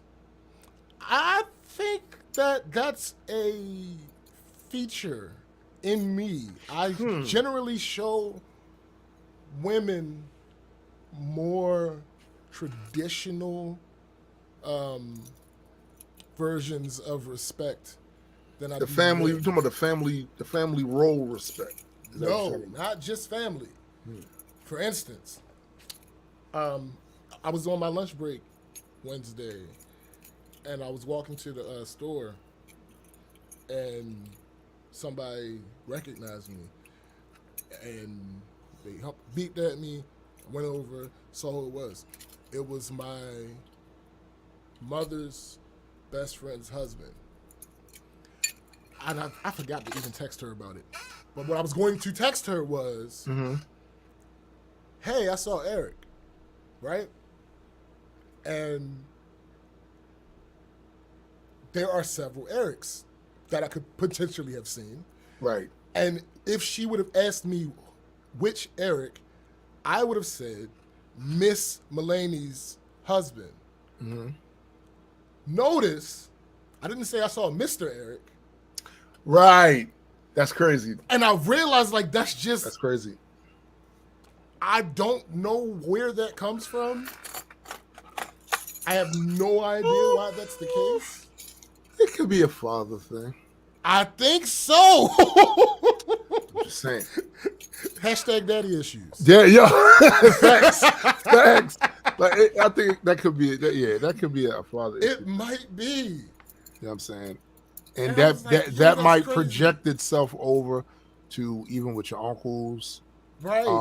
Like that might. Now, what's crazy about that? I don't know what it is. Because your mom eventually went and found a good dude, and somebody you look up to, somebody you Right. Learned a lot of shit from. Facts. As did my mom. But it's just, I don't know, it's different with me. Like, I tend to blame my father. Him. I don't typically project that onto the other men in the family, even though for some of them I probably technically could because of certain behavior. You know what I'm saying? Right. But I typically don't. I think where my issue comes from is other male authorities outside of my family. That's a part of that. I think teachers, male teachers, bosses. Like, I think I took out a lot of my issues with my father out on them, especially as a young adult when I first got like really into the workforce, Right. and was shitting on motherfuckers left and right. What? Nigga, fuck you, I'm out. What? See me in the parking lot. What? What? What? Oh God. You talking to? I Right. just actually to sweep the floor. Look. Okay, it wasn't that bad, but I'm just saying it was a lot of that. It was a lot of that. Actually, just sweep the floor. It was a lot of that though. Like, and it was during a time where God. jobs were easier to get. Right. You literally, if I left one, I could walk down the street, file an application for another, and be working in a week. You know what I'm saying? So, fuck you. You know what I'm saying? That was my whole mentality at that time. And I'm pretty sure if I was to really like deep dive on it, that was part of the authority, male authority. Because the same shit would happen with certain teachers. It was only really one teacher that figured out how to reach me in that way, and that was Mr. Matthews. Either I said nothing to them motherfuckers, or as little as possible, or I was a little disrespectful, right? But with Mr. Matthews, he took himself very seriously without taking himself seriously. You know what I'm saying? So a lot of my behavior in those classrooms was that, like, I was class clownish. You know what I'm saying? No shit. It's true. I know it's surprising. It's true. I'm in there talking shit. Okay. I'm in there trolling, talking shit. And what happened when I would do that in other classes, I get smacked down. Like, oh, you going to the principal office? Mm-hmm. Shut up, Napalm. Or you got to stay at school. So I would learn, shut the fuck up, right? Because I don't feel like staying at school or going out to the principal office, right? So with him though, he embraced that shit. Oh, you talking shit? I'm talking shit too. Like, you know what I'm saying? Like, oh, you got jokes? I got jokes too. You know what I'm saying? Oh, you a disrespectful little cuss. I'm disrespectful too. You know what I'm saying? Like I never knew. Yo, shut up, yo. Napalm's ass. But I think, and then on top of that, he ain't never ratted me out. Like all of the little bullshit that was happening in his class from time to time. Right. When my mom came to the school, he ain't rat me out. Like he told her everything. What up, Vermin? He told her everything except that about the behavior, right? Like he would mention the schoolwork, of course. He gonna go in on the shit that I'm fucking up with and stuff like that, right? But as far as the behavior, he ain't never tell my mom, yeah, your son be in here on that bullshit. He never did that. He never did that. Necessary. He had that under control. See, and that's the thing, right? Because at the time, I didn't think he had it under control. Right. That's how much control he had, right? At the time, I didn't think he had it under control. You know what I'm saying? Like, I think that's my man. You think that's air you're breathing? Yeah. He Morpheus the shit out of me. He did, yo. He did. I ain't gonna lie, because I was being handled and didn't realize I was being handled at the time. It wasn't until I was an adult up out of there years and years later, thinking back on it, I was like, oh yeah, nah, he masterfully put me in my place. He got the window of opportunity to teach the class without interruptions and bullshit because of what he did, and I didn't feel any less about him. He managed to do all that without, me feel any less. You know what I'm saying? About him. He managed to do all of that, like the discipline part, all of that shit. He just did it a different type of way. I think if more teachers was creative like that, with some of the, because a lot of these kids ain't bad for real. A lot of these kids is not bad. Like, it's other shit's happening to them at home, and they bring it into the classroom. It should happen in the neighborhood. They bring it in the classroom, but they not really bad. You know what I'm saying? And a lot of times, some teachers will take all behavior and put it under the same category as, like, all disruptive behavior is not bad. Nah, B. It's not bad. But in a certain way, I can't really blame the teacher, even because if you got a class of 40 students, it's hard to get everybody that same, you know what I mean? Like, it's hard to do that. So, I don't know. I think the classes should be smaller. They probably are now. I don't know, because there's been a lot of stuff in school. When I was going to school, you had between 30 and 40 people in the class. Yeah, I think most of my classes were like that. When I went to Kenya, literally, it was only 44 of us total in 2 different grades. Right. So, yeah, it wasn't like that when I was in Kenya. It's Kenya. So. But when I went to city, yeah, about 25 to 35 in most of my classes, I can say. There were a couple that had less. But yeah. That's a lot of different personalities. Mm-hmm. That's a lot of different bad days. Facts. A lot of different. My mother wouldn't let me. It's a lot of that, and one teacher in there. Yep. One teacher. So I don't envy at all. That's the reason why. I was hard on teachers coming up. Nigga. Hard on teachers, you know what I'm saying? But when I got older, started really examining all the shit that they got to deal with. It's not easy being a fucking teacher, yo. It's not. They got to deal with your disobedient with the wrong ingredient crotch fruit coming up in there. You know what I'm saying? coming up in there with snotty noses, coughing and sneezing and hacking on everybody, getting everybody in there sick and shit because you wouldn't let them stay home. Yeah, I mean, they got shit they got to deal with. You know what I'm saying? You went and slapped the shit out of Kwame before he went to school. Now he got an attitude, right? Now he got an attitude. You know, locked up his motherfucking Nintendo and shit. Now he mad as shit. He coming up in there mad at anything over 10. He mad. Like, fuck this shit. Fuck this shit. You know what I'm saying? Fuck that. You know what I mean? Facts. He mad as shit. Then he in class eating candy, and you saying shit, but maybe he ain't had no good breakfast. Yeah. His mom's or whoever was raising him got him up early, get him out to go to school because they had to go to work. So maybe he ain't had a good breakfast. They gave him a piece of toast or some shit and gave him like $2. Hey, take this. He stopped at the corner store, you know what I'm saying? Get himself a bag of Fruitellas and some motherfucking penny candy and shit and all of that. Some candy cigarettes. Then he in class, his stomach, he got them Miss Meal cramps. You know what I'm saying? He in class, so he going to the bag, right? He going to the bag and start peeling off one of them candies, popping his mouth. And he tried not to chew where a motherfucker notice it, but come on. What Jolly Rancher? What the fuck you want? You know what I'm saying? What you want? I said Jolly. Yo, you're being very specific. Very specific. Almost as if you're talking about a specific person. Oh, okay. You know what I'm saying? I'm just saying that sometimes they might just need to examine it, that for whatever reason that kid got some challenges, right? Mm-hmm.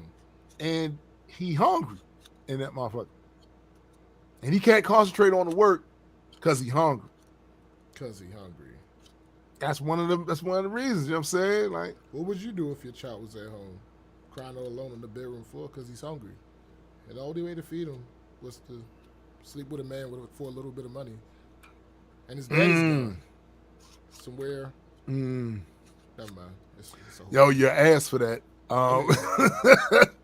Napalm said, yo, I heard they passed a law in Ohio where teachers can carry guns. This is a colossal bad idea.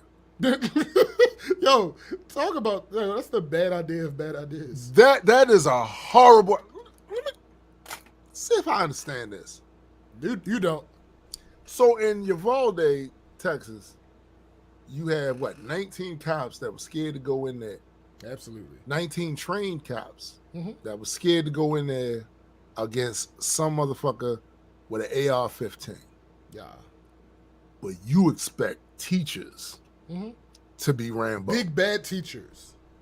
Teachers coming out there looking like... No. Big bad teachers. Oh, excuse me. Big bad teachers. Yeah. Coming out there like Steven Seagal and Above the Law and shit. Mm-hmm. So yes, that is my expectation. The teachers are Star-Lord. Now, the teachers... That is a colossally bad idea. Well, sure. But you don't have to call them on it. Y'all have badges, tasers, shotguns in the trunk, access to other weapons too. You just don't whip them out all the time. You got your little service pistol with you, bulletproof vest, mace, and a billy club. And you giving somebody with chalk, a pointer, and a fucking some whiteout. You giving Scotch them tape. a gun and Scotch tape, my bad, and a ruler. And ruler's back. That was ass. You giving, you saying that you take down the psychotic maniac with the gun, and let us know when he's dead. Then we come in. Sure. That's what's hot. You don't think that's the move? I'll tell you what I do think. You're unhinged. Oh, sure. No, you clearly. Are. As a society, you're unhinged because or won't try to argue with that. I mean, it's pretty obvious. The only reason a lot of people can't see it is because they're conditioning, right? And all of us have got the same conditioning, but only some of us have broken it or are in that position in our life now to be able to see it, right? But you're unhinged if you think, so now that we're giving the teachers guns, why stop there? What about the custodians? Hell, teachers are stuck in a room large part of the day teaching class. Custodians get to go all over the building with their mops and buckets and their 9mm. Sure. Why stop at the custodians? The principal should have an arsenal in his office. Absolutely. Like, or 3 or 4. The lunch ladies. Absolutely. The ladies. Yes. You know, food fights? Not in this cafeteria. What? What? Oh, God. That is a horrible, no good idea. It just is. No, absolutely. It just is. It's bad. It's ridiculous. Let me tell you what I didn't see. I seen grown men freeze up and guns aren't involved. It's just a beatdown about to happen. It's just a fight about to take place. I seen grown men freeze up. And all they was going to get is punched in the face. Sure. But no, you think that Mrs. Crabtree got the steel in her veins. Why are you such a fan of Mrs. Crabtree? That's the only teacher's name I kind of think of shit. I'm just saying, like, Miss Minor. Okay. You know what I'm saying? You think Miss Minor, Miss York, Miss Wright,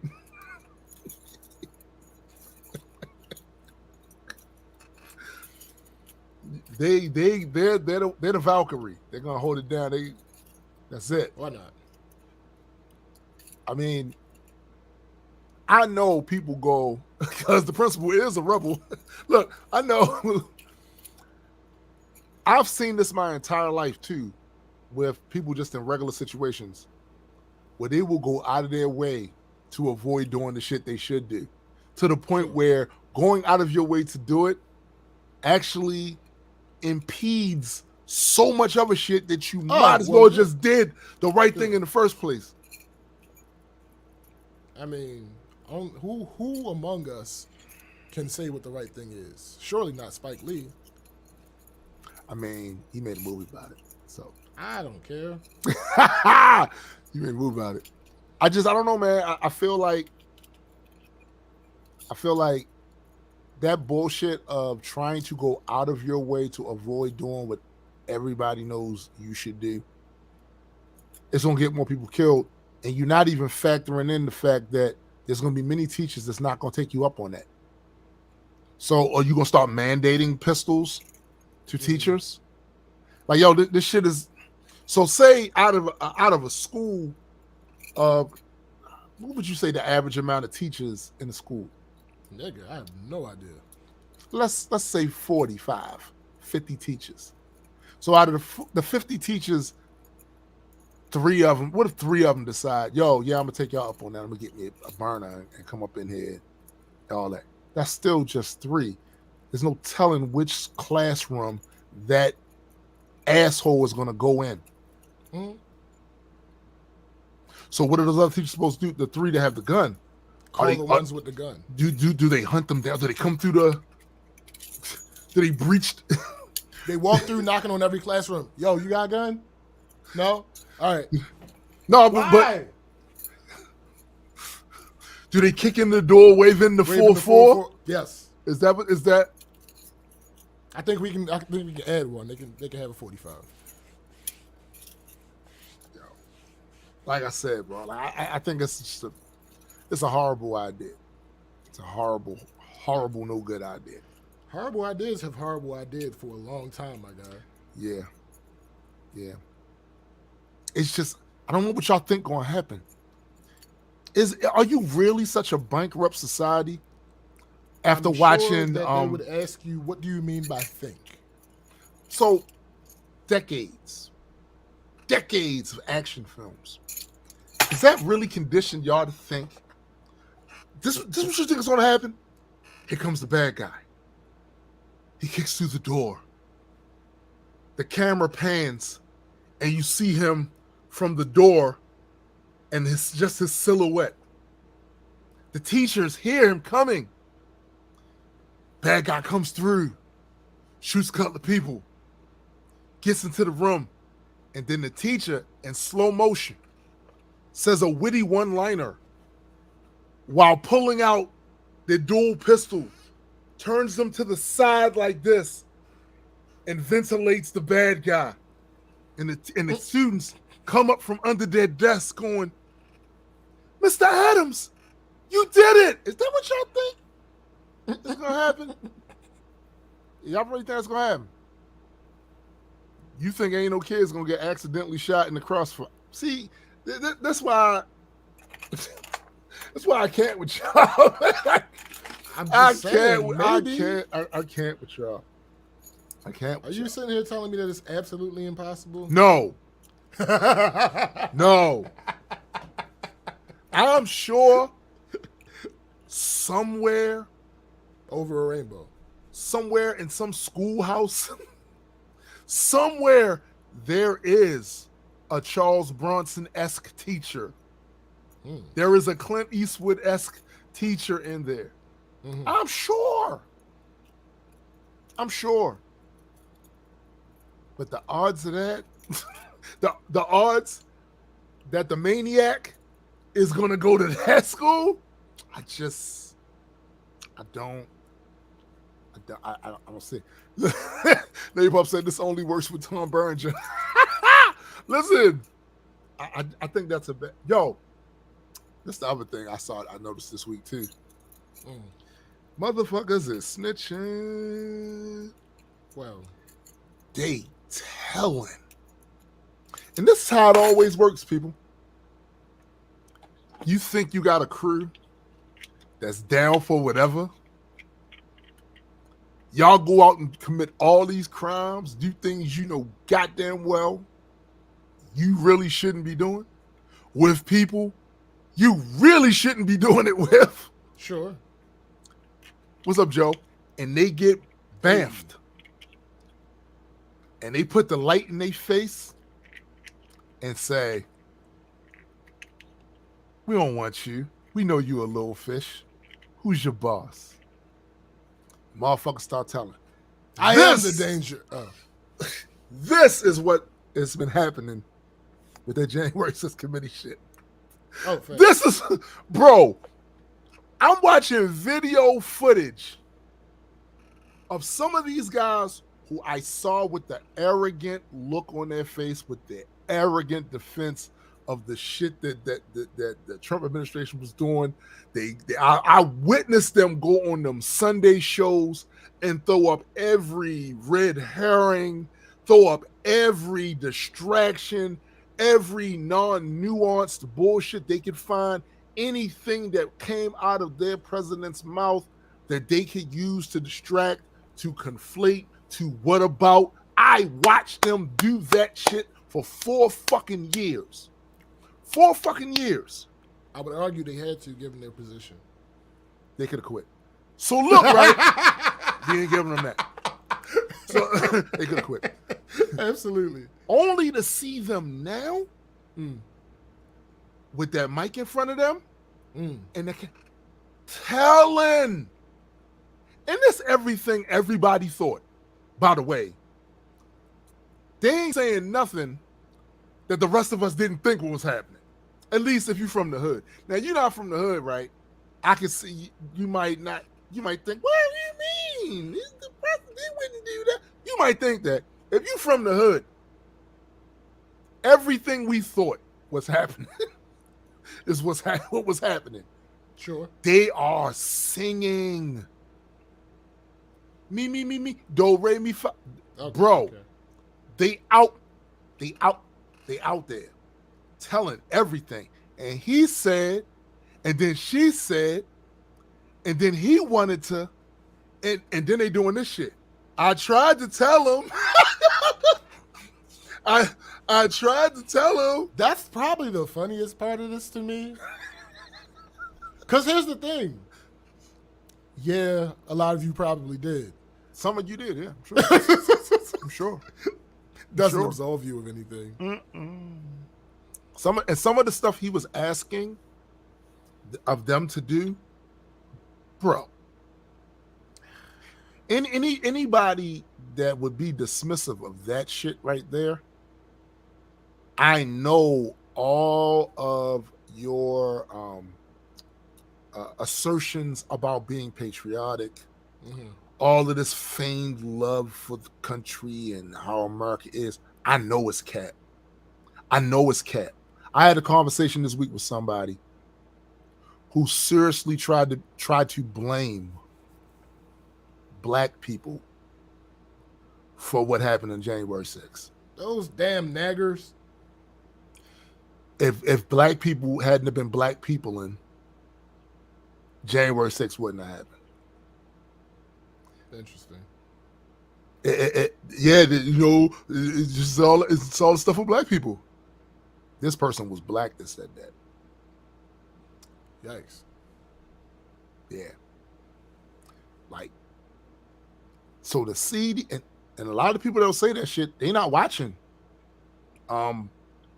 those hearings. They're not watching. But here's the thing. They all hide behind, it's the dim clown show over there. It's partisan. Make no mistakes about it. No mistake about it. Do not trust the Dems to do anything. But the footage is the footage, B. The footage is the footage. We seen you. We kept the file. Yeah. We saw you. And then on top of that, not just the footage of the violence, the footage of his people snitching. Oh. These his mans in them. These the ones that used to walk like surround him. As he walked, you would see him all with the confident. These guys. They telling. They flat out telling. And they telling in a way trying to make themselves look good too. That's the other thing.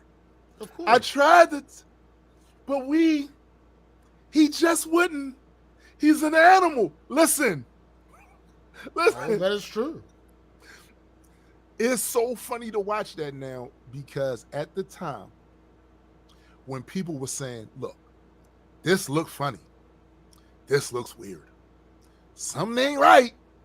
His defenders were saying, you're just paranoid. But what about this? But what about that? Chicago. Jobs. Tell y'all something. Do you realize? I know y'all don't realize this because they don't teach it in the school. There was 100% employment during slavery. So look, right?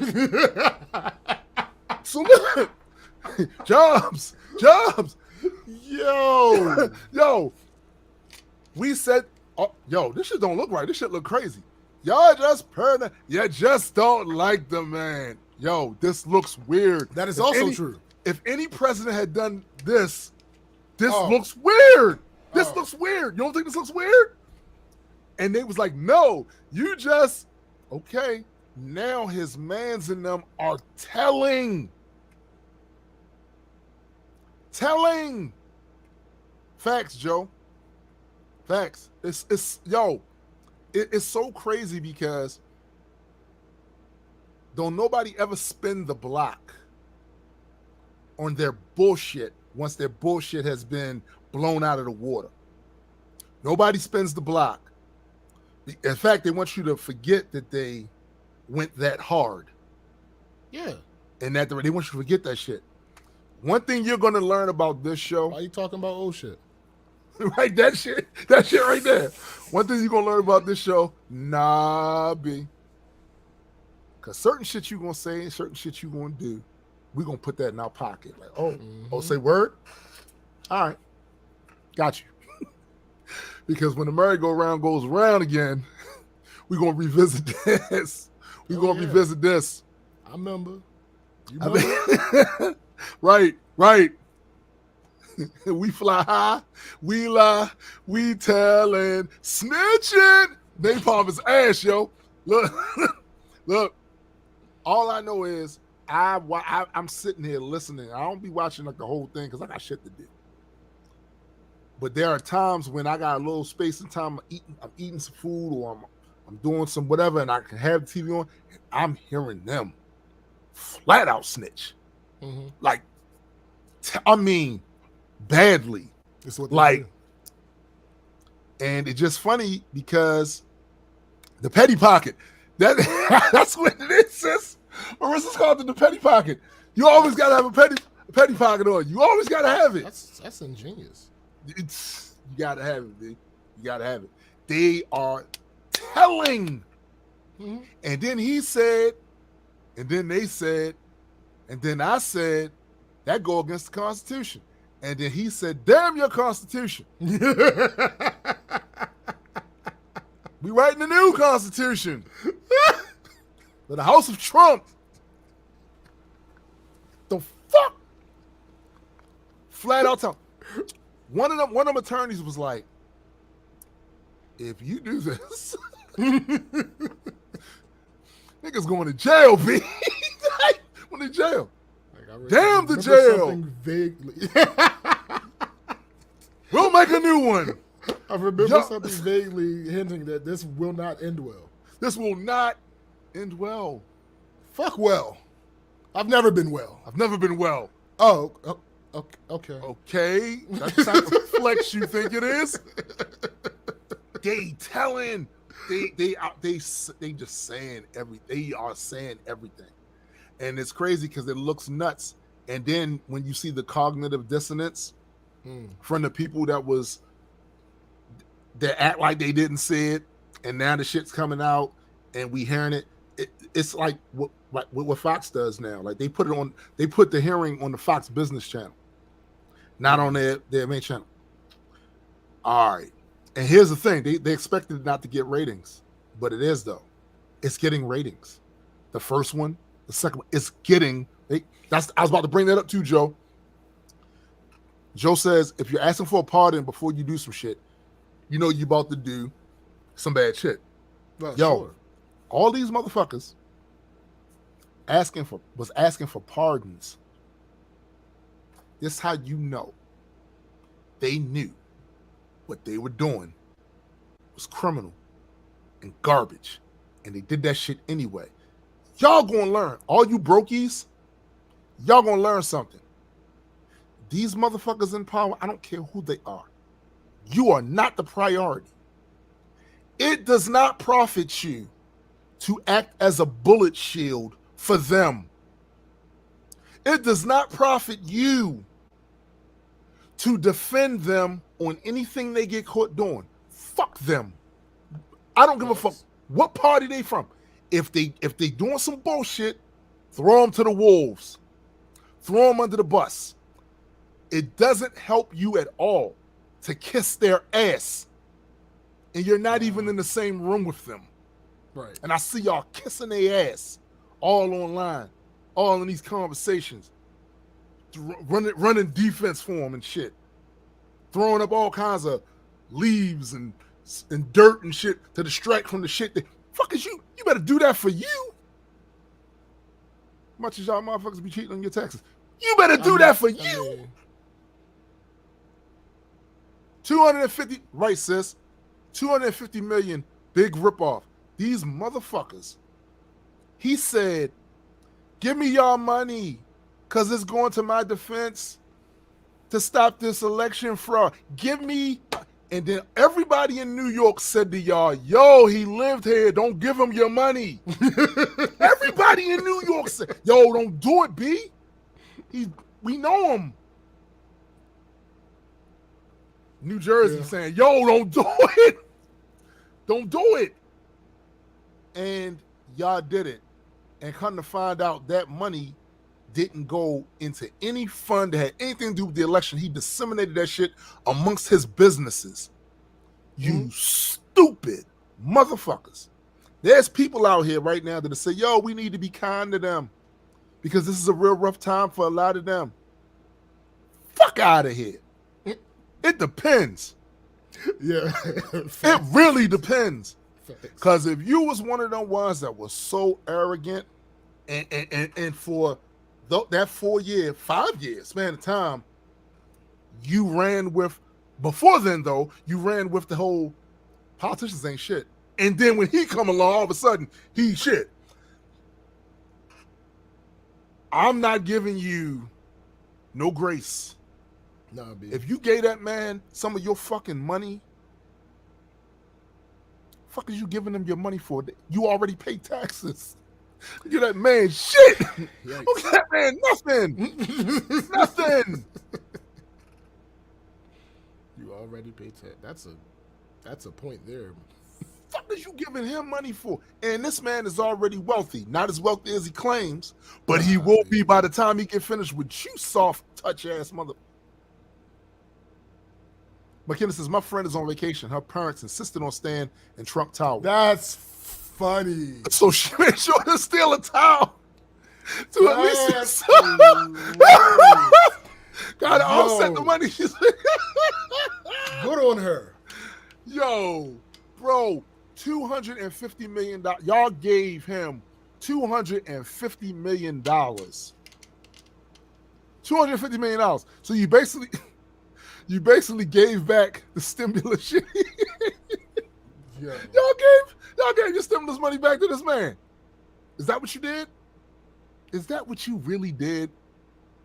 And then he put it right in his sinking businesses. Hey, take that. Fighting you. This is the fight election for y'all motherfuckers are dumb. You pay taxes already, B. You pay sales tax. Mm-hmm. Like you pay taxes already. You ain't gotta get that motherfucker shit. You pay. No. You don't want to give him shit. No. Because he asking. Because this for election fraud. Y'all ain't see the game. This is all cleanup. This is cleanup, right? So I first convince you that there are no free and fair elections in the country. Sure. Damn, why I do that? Because there's still other people in my party that's trying to run. And if I tell y'all that they're not free and fair elections, y'all won't go out and vote. We can't keep power. How do we clean this up? 2 ways. There's an election fraud. We're going to stop this election fraud. Send me the money. Also, get all the people in my party all over the country to work hard to change election laws. Yeah. And make sure you change them before the midterms. So then we can make the argument and spin the narrative. It's safe now. Y'all can come out and vote. We saved you from those crooked SOBs over there on the left in this voter stuff. And thank you for the money.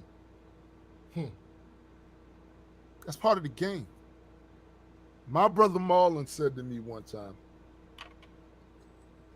before the victim learns the game, the player is gone. Yeah. Facts. Now he's in Mar-a-Lago, golfing badly. Yeah. And he's drinking iced tea on a hot 105-degree day in Florida. He's drinking some iced tea and eating some hamburgers. And some coffee. And some caffe with caffe sauce on it. He's doing that. And your bank account is looking surprisingly less. Or not so surprisingly. I was about to say, I don't know if it's that big of a surprise. And you gave it to him. He ain't steal it. Right. So I ain't even gonna be. That's the other thing. I'm not even gonna be mad at him about that. No, I'm mad at y'all. I'm mad at y'all. Because if y'all want to give me $250 million, I wouldn't say no. Never. I never would have thought to ask. Right. Good on him. Good on him. Hey. Shot in the dark. Good on him. Could you guys give me $250 million? Spank you. You smelcome. That shit dumb. And we gotta be able to say when it's dumb. And the same person I was talking to thought that by him criticizing or bringing Joe Biden up, that was gonna. I don't give a fuck about. See, you don't know me. You don't know me. Obviously, you don't know. I don't give a fuck. I'm gonna call. Unlike you, I'm gonna call a spade with these motherfucking politicians. Regardless, red or blue, I don't give a fuck. If you ass, you're ass. And if we catch you, we on you. Stop going to these dumbass political rallies for any of them. Stop it. The fuck is you making them into rock stars for? The fuck are you doing that for? Just look at that. Spend that time looking at their record. Yeah. Spend that time saying what they voted for and what they voted against. Spend that time researching who they get money from. Don't spend time, money, and effort and gas money with gas prices the way they are. You definitely don't want to do that. Driving out to some corn fucking field somewhere while they have their peoples surrounding the place and decorating, and it look like all celebratory for them, just to hear them lie to you. Stop doing that. That's not necessary. It's not necessary. You're not a steward of the country here when you do shit like that. You're a fan. You're just a fan. And you're over there doing everything but what you should be doing to see which one of these crooks is less crooked. Which one of these crooks can I can use to be my crook to get the shit I want. You know what I'm saying? Instead, you over there going, Hosanna, Hosanna to the highest, and throwing palms at their feet. And you look dumb. You look dumb. And while you do that, we cringe over here like, yikes. Ugh. Like, this shit looking crazy. Is he really doing call and response? And not even rapping? And y'all doing that? You fucking Pavlov's pooch. Oh, God. That shit dumb. It's dumb. Dumb. I'm not wasting my time making those signs, buying those signs, just to be in a crowd full of you monkey pox having asses doing this. Yeah. You're fucking crazy. You better spend that time researching these dudes, seeing who they are, what they are. Question? Of course they're crazy. What do you... Yeah. Joe said, You were being disingenuous. Joe, yes, I was. Joe said, what gets me are the people that go to rallies and then don't vote. Yo, this shit is absurd. Yo, this shit is absurd. Marissa says, my favorite part was when C-SPAN yoinked his mic. Listen, I can't believe y'all, man. I can't believe that's... I can. Well, yeah. I guess you can. Yeah, It's just funny to me how that works, though, bro. Sure. I do agree with that part. Yo, it's crazy because, like I said, man, That's funny. 1900s? That's gonna be hard to do. it is. Are we talking about the decade or the century?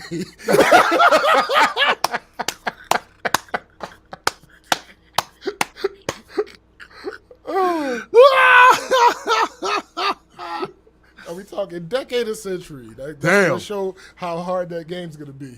Mount Carmel, yeah, that's kind of hard. Hold up, let's do it though. I think we can hold up. Decade or century? Let's do both. But Century? century. Let's start with century. Thomas Jefferson. That's longer than century. I know, but the legend lives on. Yo, all right. So we She said century. All right. Oh, Century. okay. All right. Okay. Shit. Century. Vladimir Putin. He's on that. You think? I think. I think the Jong-uns. Yeah, Jong-un. Okay. All right. So Kim. Ill or both, but I say his father. Okay. Let me see. Yo, Trump got to get Reagan. Yeah, that's a scam. That's a big time scam. That's a big time scam. Iran Contra. Big time. Right. Come on. Clinton. Bill Clinton. Bill Clinton. Yeah, I can go with Clinton. Bill Clinton. Um, See, I don't like this because we got to do more. We can't just have 4. Not in a century. Yeah. Elvis. Yo, that's perfect. You know, it's hard because Elvis was a hero the most. Yeah. He never meant shit to me. He was a straight up racist. Sucker was simple and plain. Motherfuck him and John Wayne.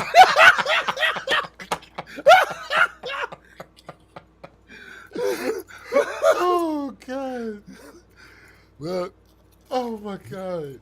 yeah, he did, but he still was a con artist. Yeah, this has no bearing on what their Yeah. accomplishments were. Yeah, because a lot of these con men probably they had some accomplishments. They got some shit They done. had to. You know what I'm saying? But Like most of them had to in order for somebody to believe them. Oh, I mean, obviously, no. Yeah, I think that's a decent 4. it is a decent 4. But we missing people in business. Yeah. We missing. See, that's why I don't like that. Yeah, it's really, yo. it's a lot to try to stuff. You're trying to shove 10 pounds of shit into a 2-pound bag. Like,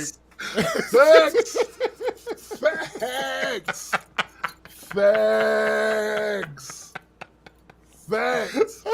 no, 1900s, Joe. 1900s. Yeah, I wouldn't put him until the 2000s. because he wasn't nobody in. He wasn't nobody in the 1900s. Yeah. He wasn't nobody. See, it's too many. It's too many. Oh, Big Tobacco, but it's not a person. Who's the person behind Big Philip Tobacco? Morris. Philip Morris. Like, Yeah, particularly because they already knew that cigarettes the funny was thing about killing it? people. The funny thing about it is, I would put them on the list for the 1900s, but I wouldn't put them on the list for the 2000s. Me either. They're. All right, explain this one to me if you Okay. know. Okay. I've never seen a company go out of their way to get rid of their own product, and that's what it seems like they're doing in the UK, I believe. Wait a minute. Explain. If I'm not mistaken, they are a part of this whole ban on cigarettes over in the UK. Really? If I'm not mistaken, I could have read that wrong. I've read it somewhere, but I could have read that wrong. It was either is it cigarettes or is it vape? I can't remember. It's something in that tobacco realm Right. where they are involved with like trying to. That is right. Okay. Yeah.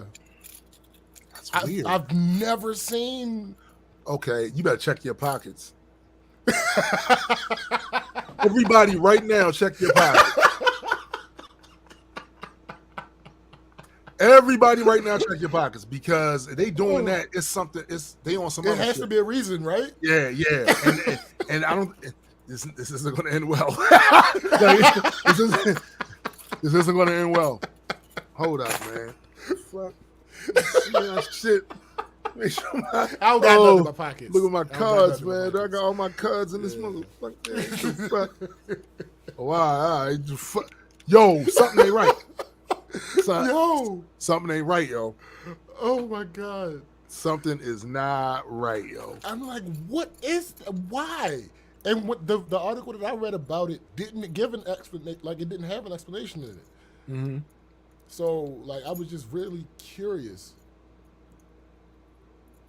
Okay, so it could be, honestly, this is. Don't forget who I am when I say this, people. So this could actually be like a 20 to 30% altruistic move, because if they're expanding what they sell, and they don't need these sales anymore, then or all right, this is killing everybody. It makes us more money if they don't die. Or they prioritizing their PR, Absolutely. their company's PR, because it is killing everybody. Yeah. And people are talking like this is known now. This is not something that nigga, this is everywhere. Yeah. And this ain't good for business no more. Like just not. Maybe it's not good for business to be the biggest drug dealers on the planet, bruh. You know what I'm saying? Biggest drug dealers on the planet. I'm just saying, everybody check your pockets, because I don't trust none of that shit, and you shouldn't either err on the side of suspicion. Yeah, because that way you can be pleasantly surprised if they just happen to be on the side of angels. But I see the amount of people they killed, and also just by denying the information, right? Denying the information. Thanks, Joe. Because all the studies was in, and they had seen them before those studies got publicized. They already knew that shit. And they was going around telling people, no, it don't. No, it don't. And then when it came out, how they're still in business, because they was one of those too big to fail companies, I suppose. You know, too big to fail. Absolutely. So, all right. So they called for a ban on cigarettes within the decade. That is very true, sis. The chief executive of tobacco business, Philip Morris International, has called on the UK government to ban cigarettes within a decade in a move that would outlaw its own Marlboro brand. I'm not going to attempt to say that name. Said the company could see the world without cigarettes, and actually, the sooner it happens, the better it is for They everyone. already know this is shit that bothers me. When they say see the world without cigarettes. Hold up. I see what's happening. It says cigarettes should be treated like petrol cars, the sale of which is due to be banned from 2030. They are getting ahead of the curve. Government action would end the confusion felt by smokers, some of who still thought the alternatives are worse than cigarettes. What's the alternative? Also, vapes. They also sell vapes. Are they? See, I don't know much about the vape thing, but are they worse than cigarettes? If we gonna talk, we should talk. Like, I don't know. Also chewing tobacco. Chewing tobacco is horrible. Motherfuckers be getting mouth cancer all the time. Give them a choice of smoke-free alternatives with the right regulation and information. It can happen 10 years from now in some countries. You can solve the problem once and forever.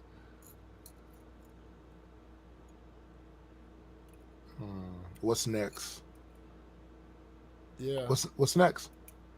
What's the next thing? I know they got their paws and a bunch of other shit, but I want to know what's next. Like, what's the other thing? Oh, you know what's next? God damn it. Son of a bitch.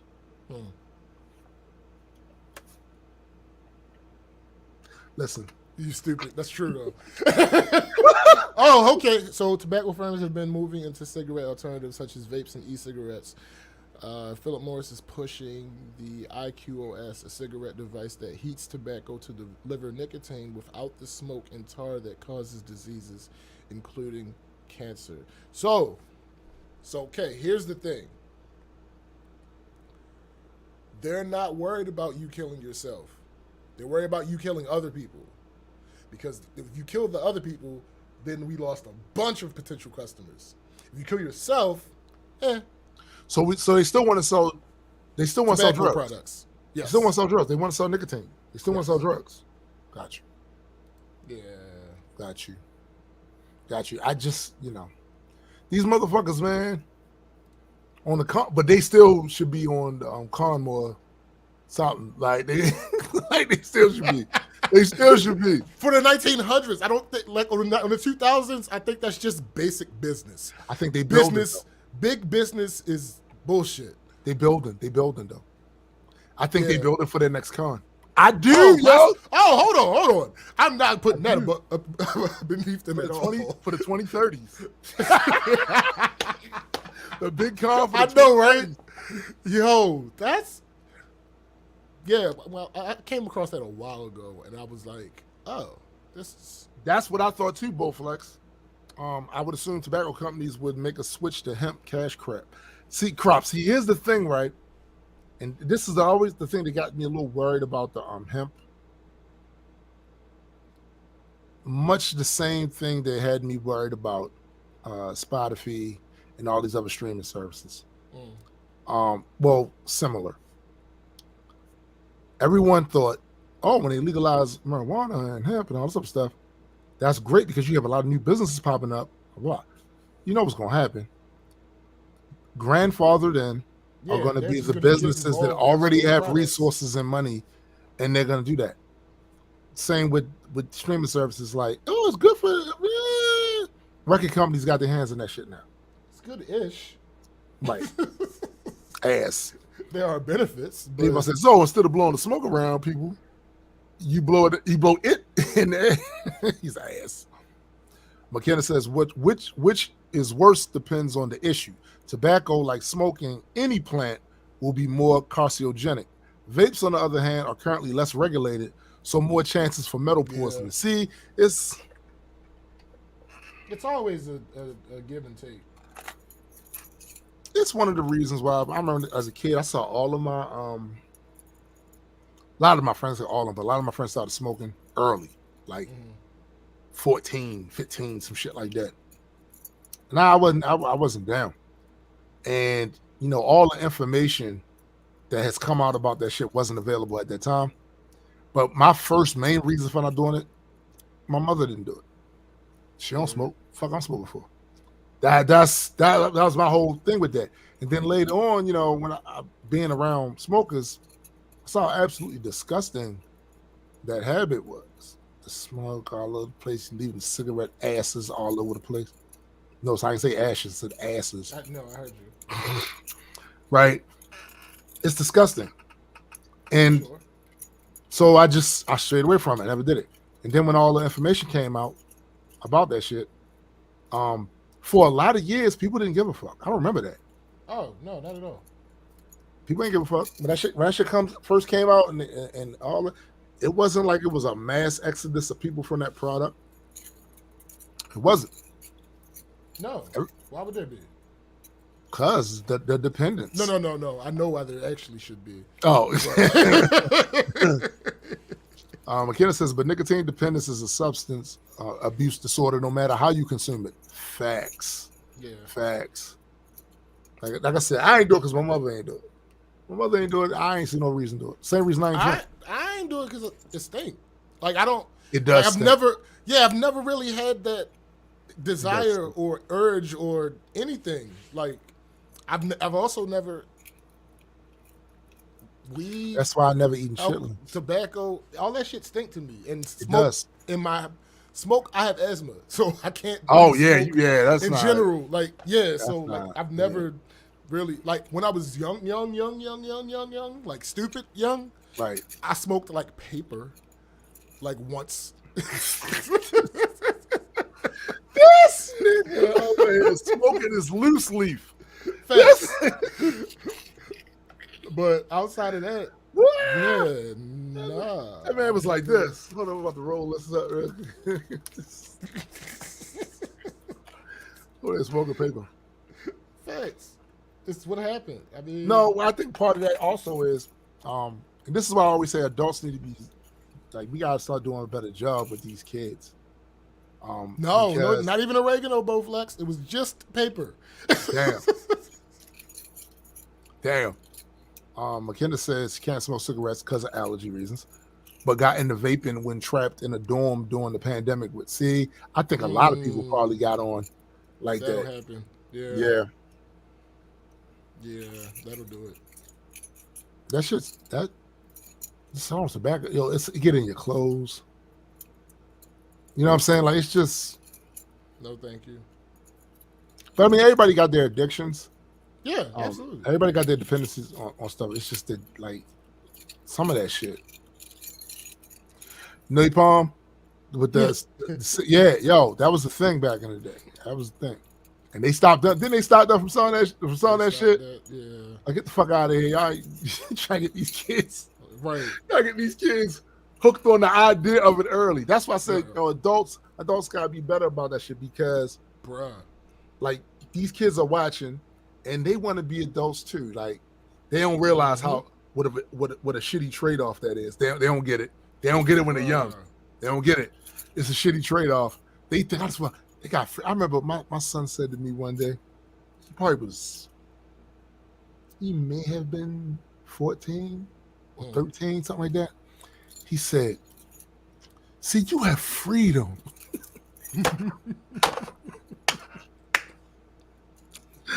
I said, "Nigga, no, I don't.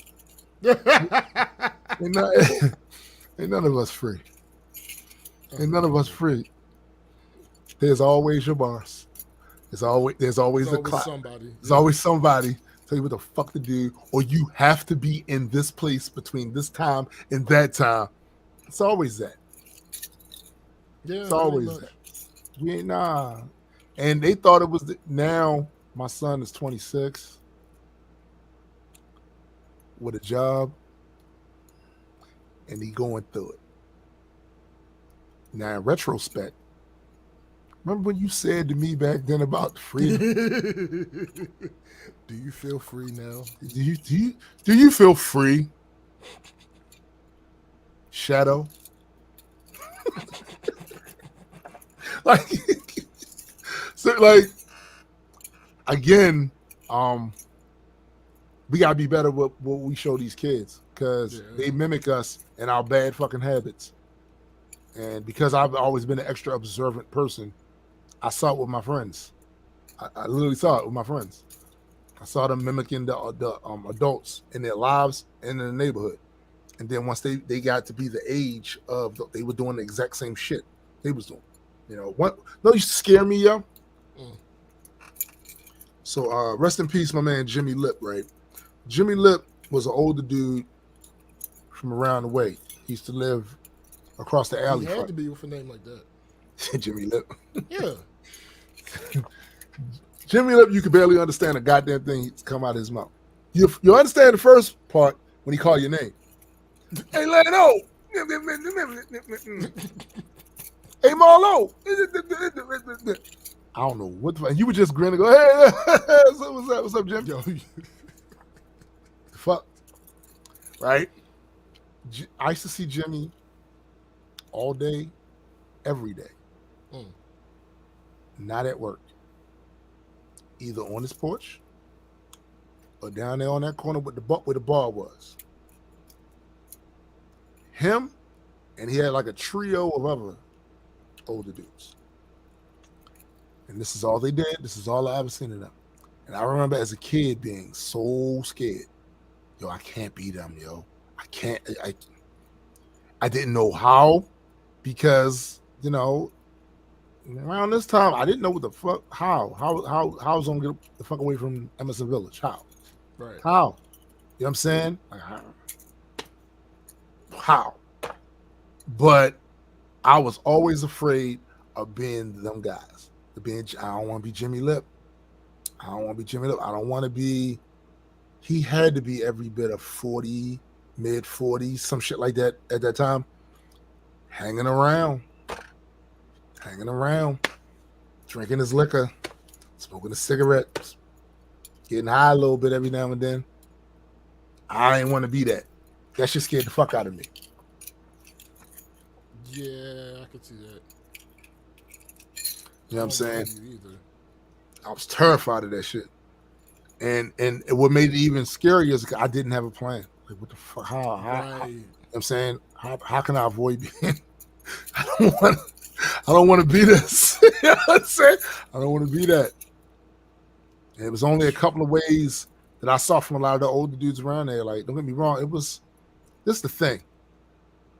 It's a subculture. There are plenty of industrious people in that neighborhood. Sure. But you rarely saw them because they was busy doing what the fuck they supposed to be doing. Absolutely. They either at work or they someplace else. They doing something with their house. They not hanging out. They not. What you saw out there though was the subculture. You know, the drunks, thieves, stick up boys, drug dealers, junkies. That's what was outside.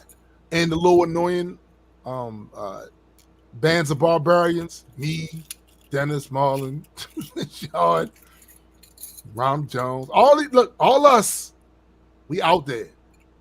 That annoying subculture, but a lot of people was doing what they were supposed to do, and it's bad because when the police come around the neighborhood, you know what it is. They suspect everybody. So you could be a working man, just got off from work or on your way, and they going to assume you like what everybody else around there. Well, who they figured everybody else was, but it wasn't. It's a small subculture. Right. I did not want to be him. Sure. No. Now this other dude, I don't want to really say his full name on here because Jimmy Lip was not his full. That wasn't lip. The lip part was not his real name. Yeah, clearly. Right. You know what I'm saying? But I didn't know this other guy about anything. He was another one, just out there, and eventually he wound up getting murdered. They found him beat to death with a bat. Like that type of shit, I just didn't want to be that at all. I didn't. I don't blame you. Fuck you, Reed. That's not like a crazy thought. You know what was scary too?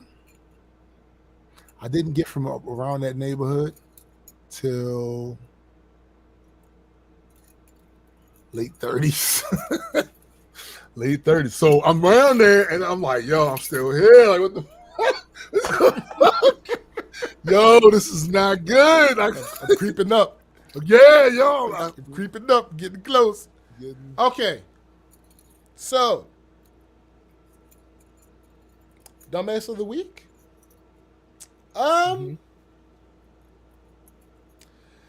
So I'm scrolling.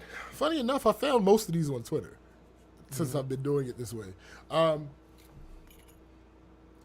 a woman, and she posts on Twitter. I'm putting McKenna's comments up here because I think that's important. I want people that when they watch this on there, they need to get this. Yeah. So go ahead, I'll continue. I got this. Okay. They can read it off the screen. Carly, why are you single? And she answers, Exhibit A, screenshots. Now, before I read these screenshots, she attempts to answer the question of why she's single. Mm-hmm. But I'm not sure she realizes the answer that she really gave. Uh-oh. But I don't know. Is she dumbass of the week? Y'all tell me. Okay. Screenshots. Her and the guy. Guy says, what you doing? She says, driving home. He says, I'm invited? Question mark. Nobody invited you, Coach. She said, no. I only invite men I'm serious about inside my home. I wanted to pursue you, but you have never answered a serious question I've asked you. He responds with the little cry face emoji. Not Michael the one Jordan that's actually crying. Oh. No. Not meme emoji. Oh, sorry. Not the one that's actually crying, the one that looks like the eyes are welling up with tears. Mm-hmm. She says, I mean, you always send these sad faces and gifts, but never actually man up. So I don't know what you want from me, dear. Wow. I don't want to play games. Wow. His response? Sameness. She says, okay, well, it doesn't feel that way to me at all. I have told you 100 times I like you and tried to gauge where you are, and on multiple occasions just ask you questions that you never answer. I know what I want, and I'm not going to compromise that because I think you're fine and funny. It feels like you're not interested, and that's fine, but I really don't want to waste my time. He says, I think I need a nap. You not tired?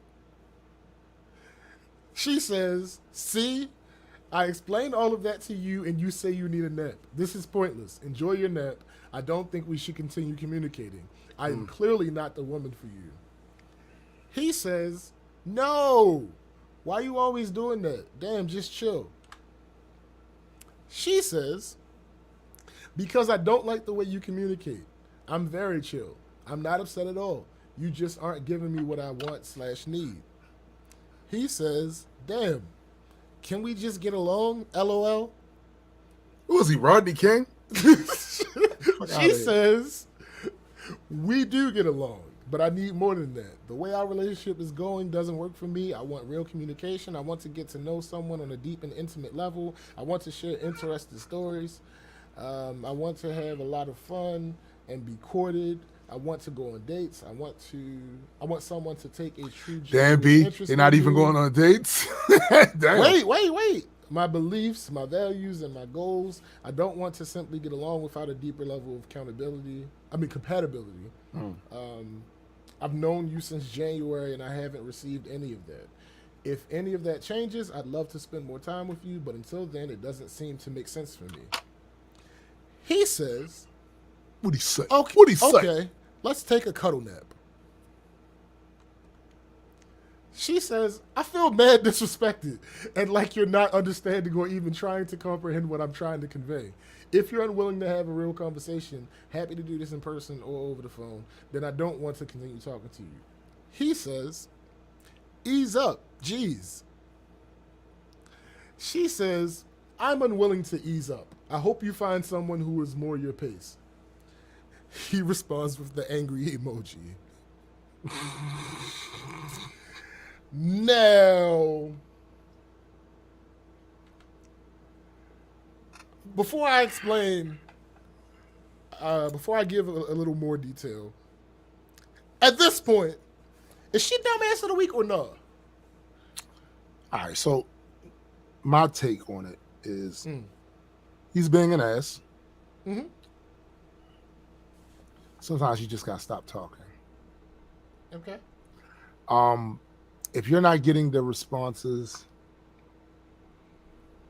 just stop talking. Like, I don't believe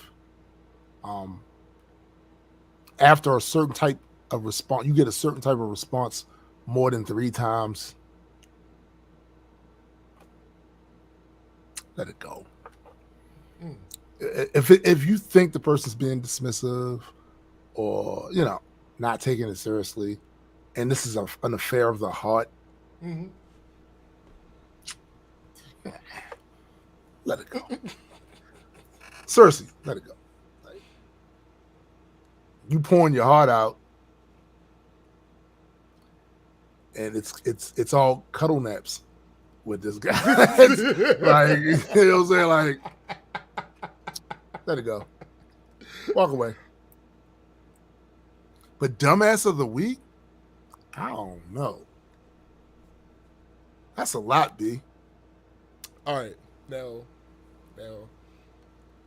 let me give some more details. Because she gives more detail.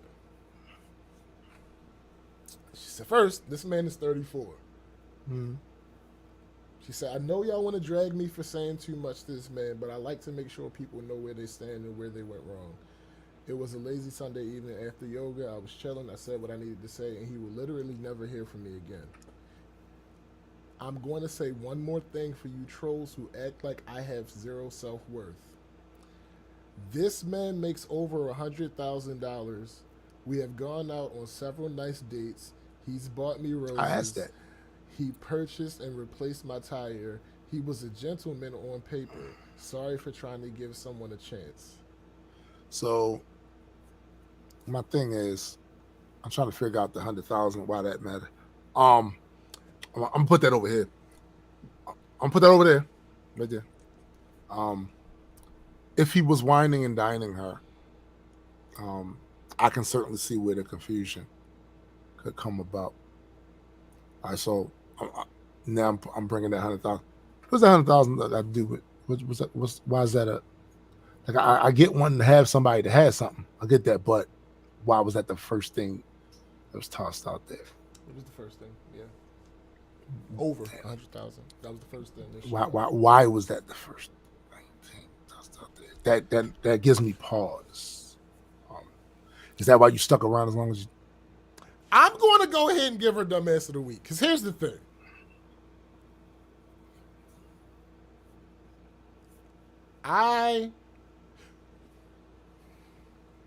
See, you ain't been in these dating streets.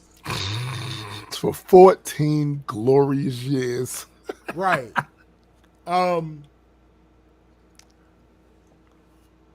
This man, in that conversation that I read, matter of fact, 1, 2, 3, 4, 5, 6, 7, 8, 9, 10, 11, 12, 13, 14, 15, 16, 17, 18, 19, 20, 1, 2, 3, 4, 5, 6, 7, 8, 9, 30, 1, 2, 3, 4, 5, 6, 7, 8, 9, 4. This man said 40 words to her.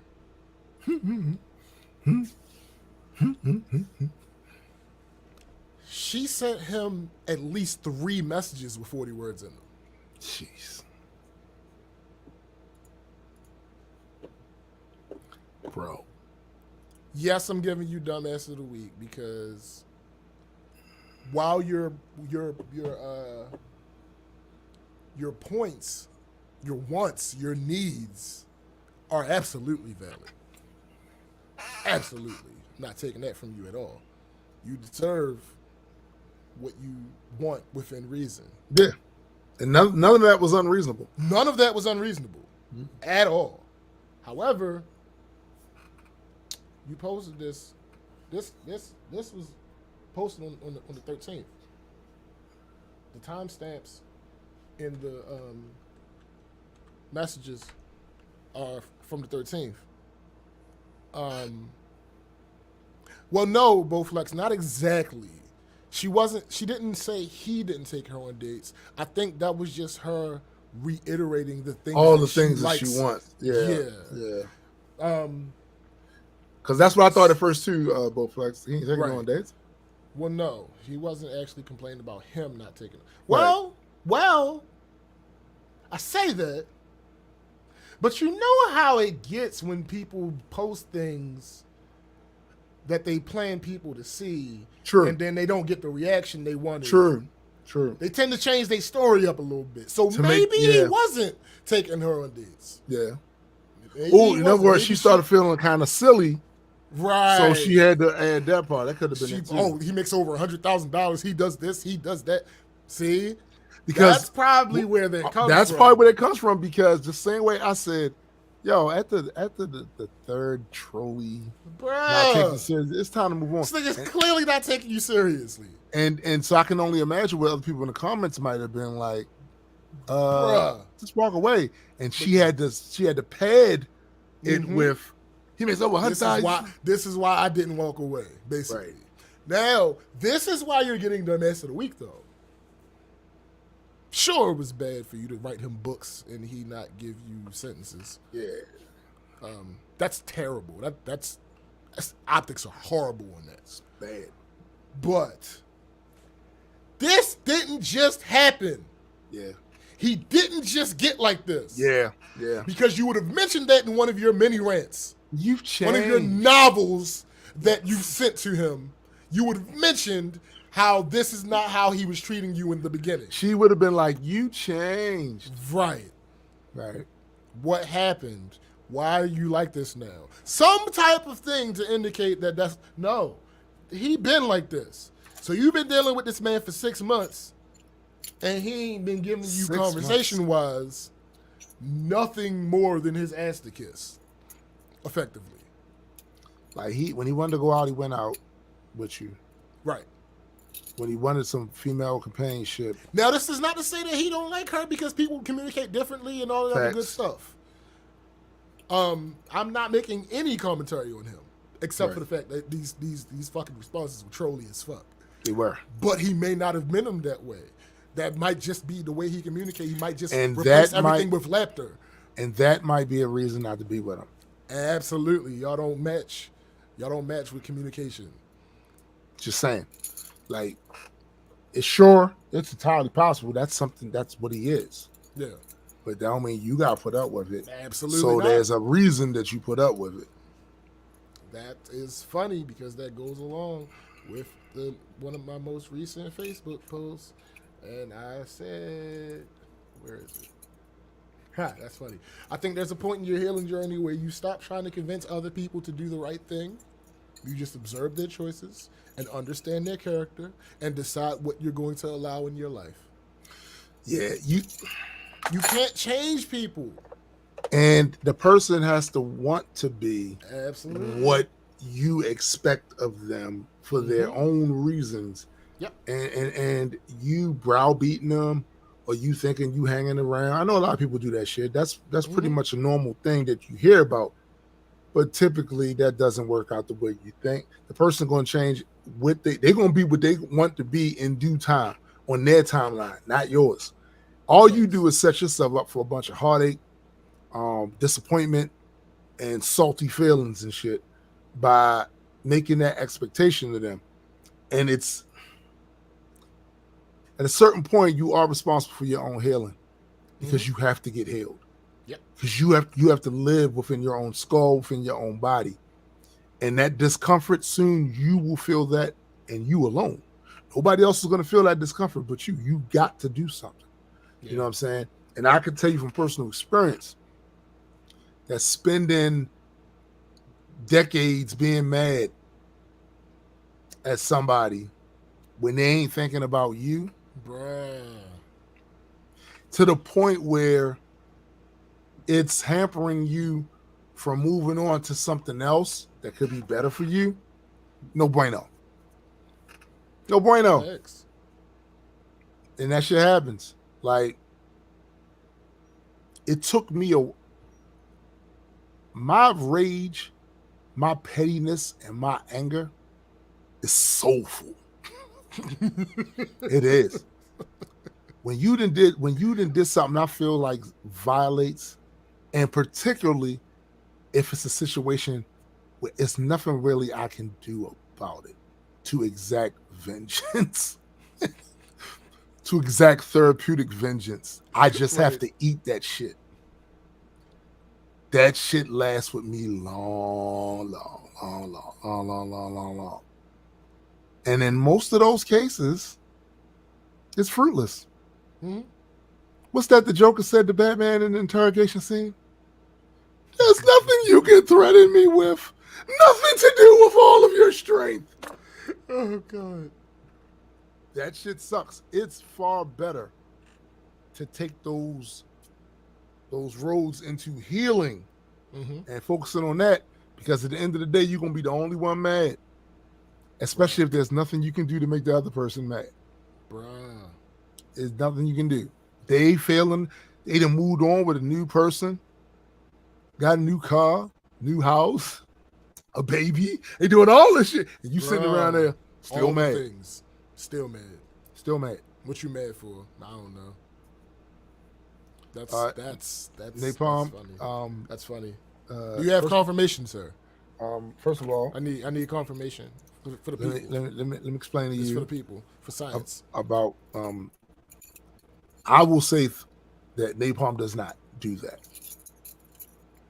He doesn't eat it. That's not what I was. He doesn't eat it. He flings it. He does fling it. Okay. In his mouth, gargles it, Yep. and rinses. That was coming. That was coming. Look, nah, it's better for her just to move on, B. Like, that's not.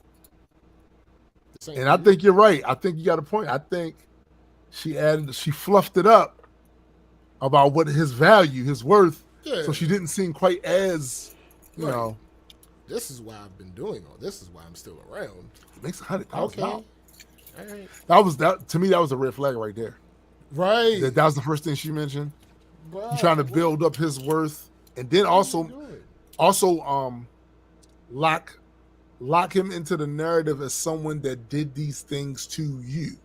Mm-hmm. You made me feel this way. You made me do this way. So, I mean, I've seen guys do this shit with I've seen guys do that shit. They'll add some extra shit to the situation to make the woman look as bad as possible to get that sympathy opinion from people. Mm-hmm. Oh yeah. Damn, yo, she ain't shit. You can do better than that.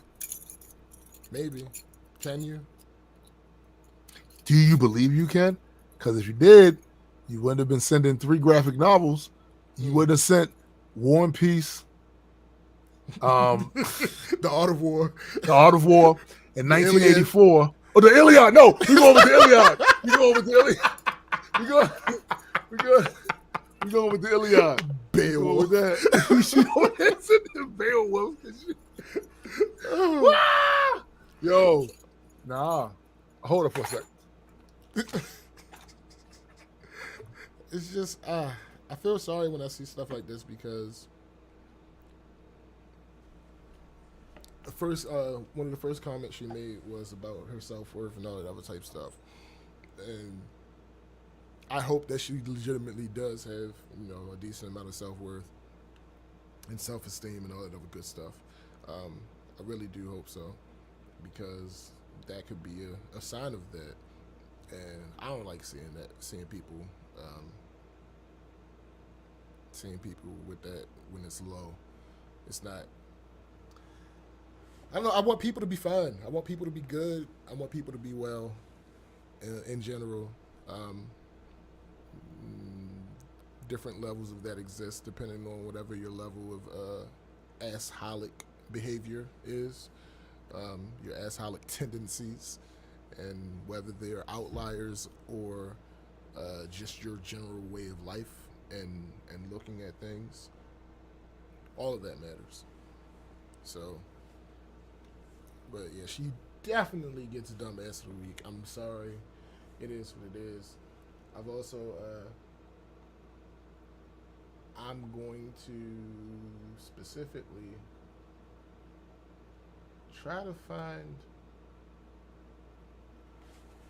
a guy next week, because these last 2 weeks it's been a woman, and I legitimately feel like women are smarter than men.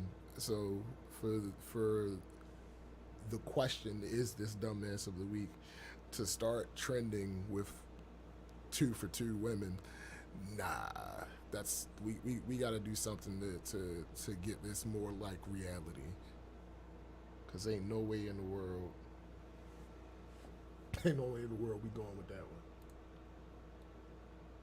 And crap, I lost it. Okay, but people were really going in on her to a certain extent. Stop. I clicked the wrong thing. It won't come up. Okay, here we go.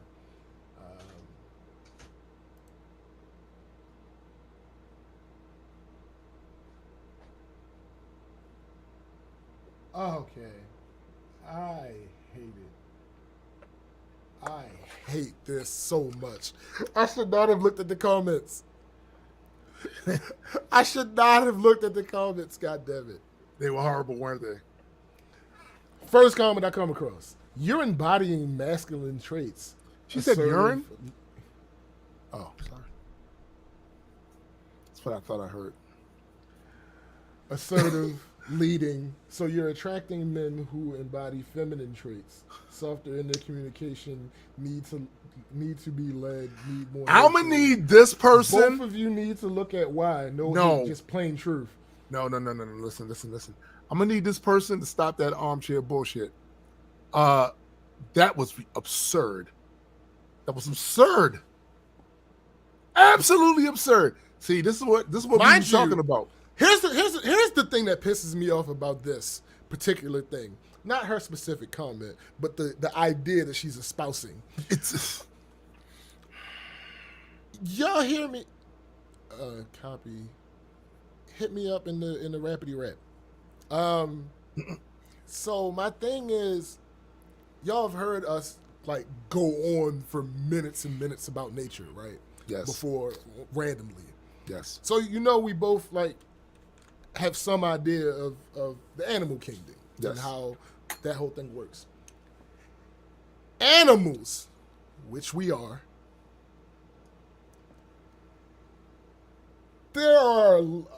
aggressive is a masculine trait?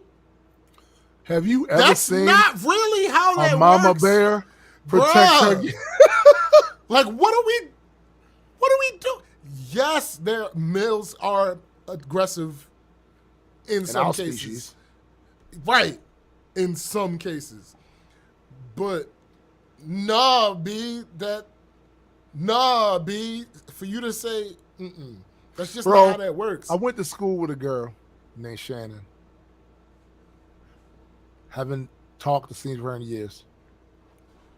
I remember Shannon used to turn niggas upside down and shake them for their fucking money. We not doing that. We not doing that. We Apparently not it's doing happening. that. Apparently it's a real thing. Like, I don't. We not doing What? that. Y'all just be saying any like, No, I'm gonna tell you what happened, yo. and y'all think y'all right. That's it. There is such a thing as ambient knowledge. Right. Meaning, these are conversations you might hear from people in passing, you might see on TV, a concept that's demonstrated in a movie, in the book you may have read, whatever, that's not sat down and explained to you. It's just you've heard it and you took it as a given. You ain't do no research, you ain't do none of that. By the same token, there's ambient foolishness. And we see this shit all the time. Motherfuckers will say some shit that's just patently absurd and not true. And then the next person to say it. And then the next person to say it. And what it might do, it might lend itself easy to any biases they have, or it might lend itself very easy to false perceptions about things and about the way the world works and the way people are. Whatever the case may be, it becomes an accepted thing. And then people run around and they say it without looking it up. Because they like, these are the facts. They haven't looked it up one bit. They ain't researched shit. They can't cite you any place. These are just the facts. You don't know that. This is why I do have a problem at times when people use what's understood doesn't need to be explained. No, That's not true. No, We don't understand often. Right. Yes, I just said that way. It's facts though. We don't understand well often. It's just not a thing. Yes, it is true. What's understood doesn't need to be. Yes, but you got to understand first. You have to actually understand. That is a part of it. It's a prerequisite. It just is, B. It just is. And I'm not going to allow, knowing how absolutely stupid a lot of you humans are, I'm not going to allow y'all to rest on that as a reason not to explain yourself. What's No. understood don't gotta be No. explained. Yes, that is absolutely true. Now explain yourself. Yeah, because I don't understand what you Yeah, I mean don't by what you understand what said. you mean. What do you mean by what you said? I know what it Facts. means technically, but what do I know you what it's mean supposed by you to saying mean. it? Right. Like, fuck out of here. Fuck out of here. I know what it's supposed to mean, but I heard what you said. Facts. And something not matching. I know what you want me to think. It ain't working. I don't get that vibe. Yo, and this is the fact here. This is fact. Oh man, we talking animals. The males are more likely to hit it and quit it than be aggressive or protect. I mean, Look. This is true. This is also true. truth I've seen it. exists. I've seen this, Navon. I've seen it. I was there. I was there. I seen it. I synced it. I synced it. What was understood don't need to be. Do you know if the person even understands it? Right. You might need to explain it. Yeah. And I've been in several conversations. I know that's right. That should be on your shirt, Napalm. That should be like on a billboard. Like, I've been in several conversations with people where I assumed they knew some shit. And they ain't know shit. They ain't know nothing. I'm like, damn. And I actually learned to be a lot more careful with that shit, because what I've learned is there are some people that are so far behind on certain topics, you would literally have to catch them up to make the current point that you're making so that they would understand it. I don't have the time for that, B. Yeah. I don't. It's not my job. And you know, at the same time, I've recognized the areas where my knowledge falls short. Sure. And it's a reason why you'll see me and SBJ on the show on numerous occasions talk about we are dumbasses. It's not about how much we actually know. It's about how much we don't know about a lot of shit. And that's what we're talking about. Like, yeah, you get me in certain conversation, you get SBJ in certain conversation, we're talking, yeah, if we know about this, that. Yeah. But since there's so much other shit out there that we don't have clue one, fact one, data point one about, we said we dumbasses. Because to me, that's the better way to approach it. Because now I'm in a position where I can learn if I'm interested. I can learn. Yeah. But if I already think I know every goddamn thing, where does that take me from there? No place. Facts. No place. McKenna said, also, as a aggressive female with a typically long fuse, I take offense to that. You should. You should. You should. You should. Absolutely should. Acting like my sister won't whoop your ass because she a woman. Okay. Right. Oh, huh? Oh, okay. My cousins. Yikes. Bruh. Here's the other thing. So we're talking about, she mentioned leading, right? And needing to be led. I hate leading. I hate that. I do it because I want things done right. Yo, you know how that's I know, right?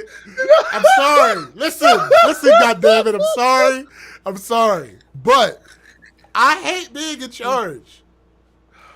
But that's true about him, though. Bruh, that's true I'll do it. I'm decent at it, but I'd rather not. I'd rather, like, okay, this is what's going on. All right, cool. Let me know what I need to do. And I'm going to take care of, I'm going to hold up my end of the bargain. Yo, this is messed up. This is factual about him. Do it. I'll do it. This is factual because when we first joined forces, bruh, power of the elementals joined forces in Baltimore that day at Five Guys. when we first joined forces, I was supposed to be the de facto. I had the following. I had this, that, and that. But I'm busy. Yeah. I can't do it. I can't. So, SBJ, go ahead, run with it. Run with it. When we was doing the Rise podcast thing, he was like, I'm over here doing this, working on this stuff. You're the liaison. You know what I'm saying? You're the liaison. You know what I'm saying? Yo, it's just I'm observant. It's the whole fucking yo, it's the whole wilding, yo. It's the whole watch. It's the whole watcher thing. I'm observant, and if I see something that's either, because I know how it sounded when I said it, but when I see something that's either not being done right, or I see something that somebody else doesn't notice, right, or I see somebody might be too close to a situation to be able to make the right decision, or whatever the case may be, I'm like, all right, cool. Let me holler at you. Right. Here's the thing, though. And this is the thing I think people don't get. We want y'all to be smart. Bruh, I want nothing more. Right. Yo, you don't understand. I'm lazy. I don't want to do it. I don't want to do anything. Leave me be. Leave me. Yo, give me the game. Yo, I woke up this morning with intentions on doing a bunch of shit, right? I stumbled across that game. How'd that turn out for you? I did nothing. I did absolutely. I ate my breakfast and I played that game, and that I was so happy. Time just moved. Wow. It was 7:00. I looked up. It was 9:20. I ate my breakfast. I went back to the game. I looked up. It was 10:30. Like, God damn it! I was supposed to do this and this and this and this. No, I don't want to do any of it. Right. I want to do it, but I don't want to do anything. Right. No, I feel it. So, no, I would rather you all be competent. I would rather you all be intelligent. Man. I'd rather you all be observational. I'd rather you all be all these things that I have to step in and do. My job, my literal job, is to do things that other people aren't able to do because they aren't aware enough to do them. You know how much I relish the people that call me, hey, I got this problem, and I can walk them through it and not have to go to them. Or those people that be like, hey, this was happening. Or the people that I talk to and they're like, this was happening. I did this. Oh, you did this? All right, bet. It's working? Yes. All right, let me know if it messes up again. How favorable that is? My nigga, is that what you was playing, Plants vs. Zombies? Is that what DJ talking about right here? No, I was not playing. Oh, okay. Right. That's him. That's his drug of choice. That's his drug of choice. Mine is a city simulator. Oh. And you know how I get in the... That's my wife used to be in them shits, bro. Bruh. I want to go back to something you said. Because we running late, but I still want to talk about that. I want to go back to something you said. You said, about the being lazy part, right? Mm-hmm. My wife is very industrious. Mm-hmm. Far more so than I. I know it seems like, cause yo, doing this, doing that. No, these things have to be done. They have to be done. I don't want to do none of that shit. Right. I knew we were getting into our that we needed an early retirement when she said to me one day, y'all just don't want to do nothing. Yeah, I don't want to do the business. I don't want to. When she say that, it's time to hang it up. You know how much she do. When she say that, it's time to.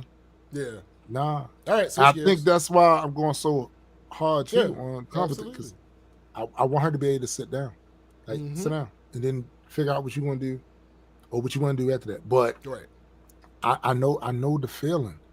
I don't want to be doing shit. I like comic books. I like creating content. Mm-hmm. So that helps. Yeah, sure. That helps. Makes it easier to do it. Absolutely. But if it could be a case of we had Tyrone and Muhammad, Black Culture Geeks, and we in the background, that would absolutely happen. Oh, would absolutely happen. Without a question. It absolutely snap. Simply, y'all gonna do what? Really? Okay. Bet. Hey, guys. So a thing happened. Right. I'd like to introduce you. We do that first episode. It'd be all four of us on here. Facts. You know what I'm saying? Then after that, we leave them to you. Yeah. Leave them to you. It just is what it is. Things need to be done, so we do them. And don't fuck up our show. It has certain themes to it. Don't fuck up our show. Right. That's it. Facts. That's it. So, all right, so peep the game. I got grass to cut. So, and I want to actually do it before the battles start today. Yeah. So with that, we about to end the show. We want to thank all of you for once again showing up to the Black Culture Geeks Super Saturday block of 3 hours of nothing but Saturday morning cartoons. We appreciate y'all. Definitely. Are you throwing them another deeper dive? Yeah, I'm gonna go ahead and finish working on it today and put it out tomorrow. You know, I really don't want to. I know you don't want to, but you got to. It's the whole thing.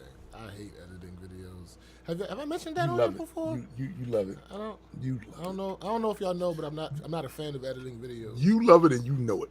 No, not even close. Love is the opposite word. Damn. Of what we. Okay, you lusted. So.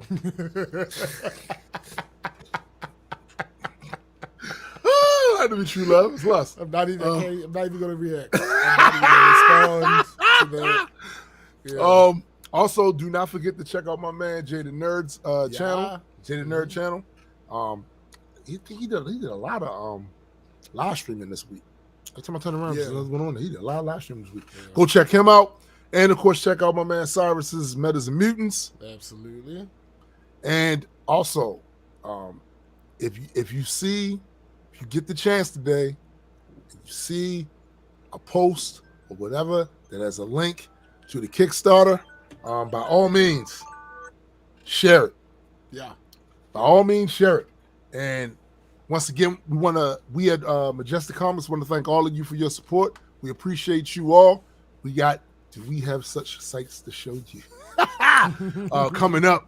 So for my man SPJ, I am Tombstone the Dead Man, and for the greater multi-world entertainment family, we are out. Peace.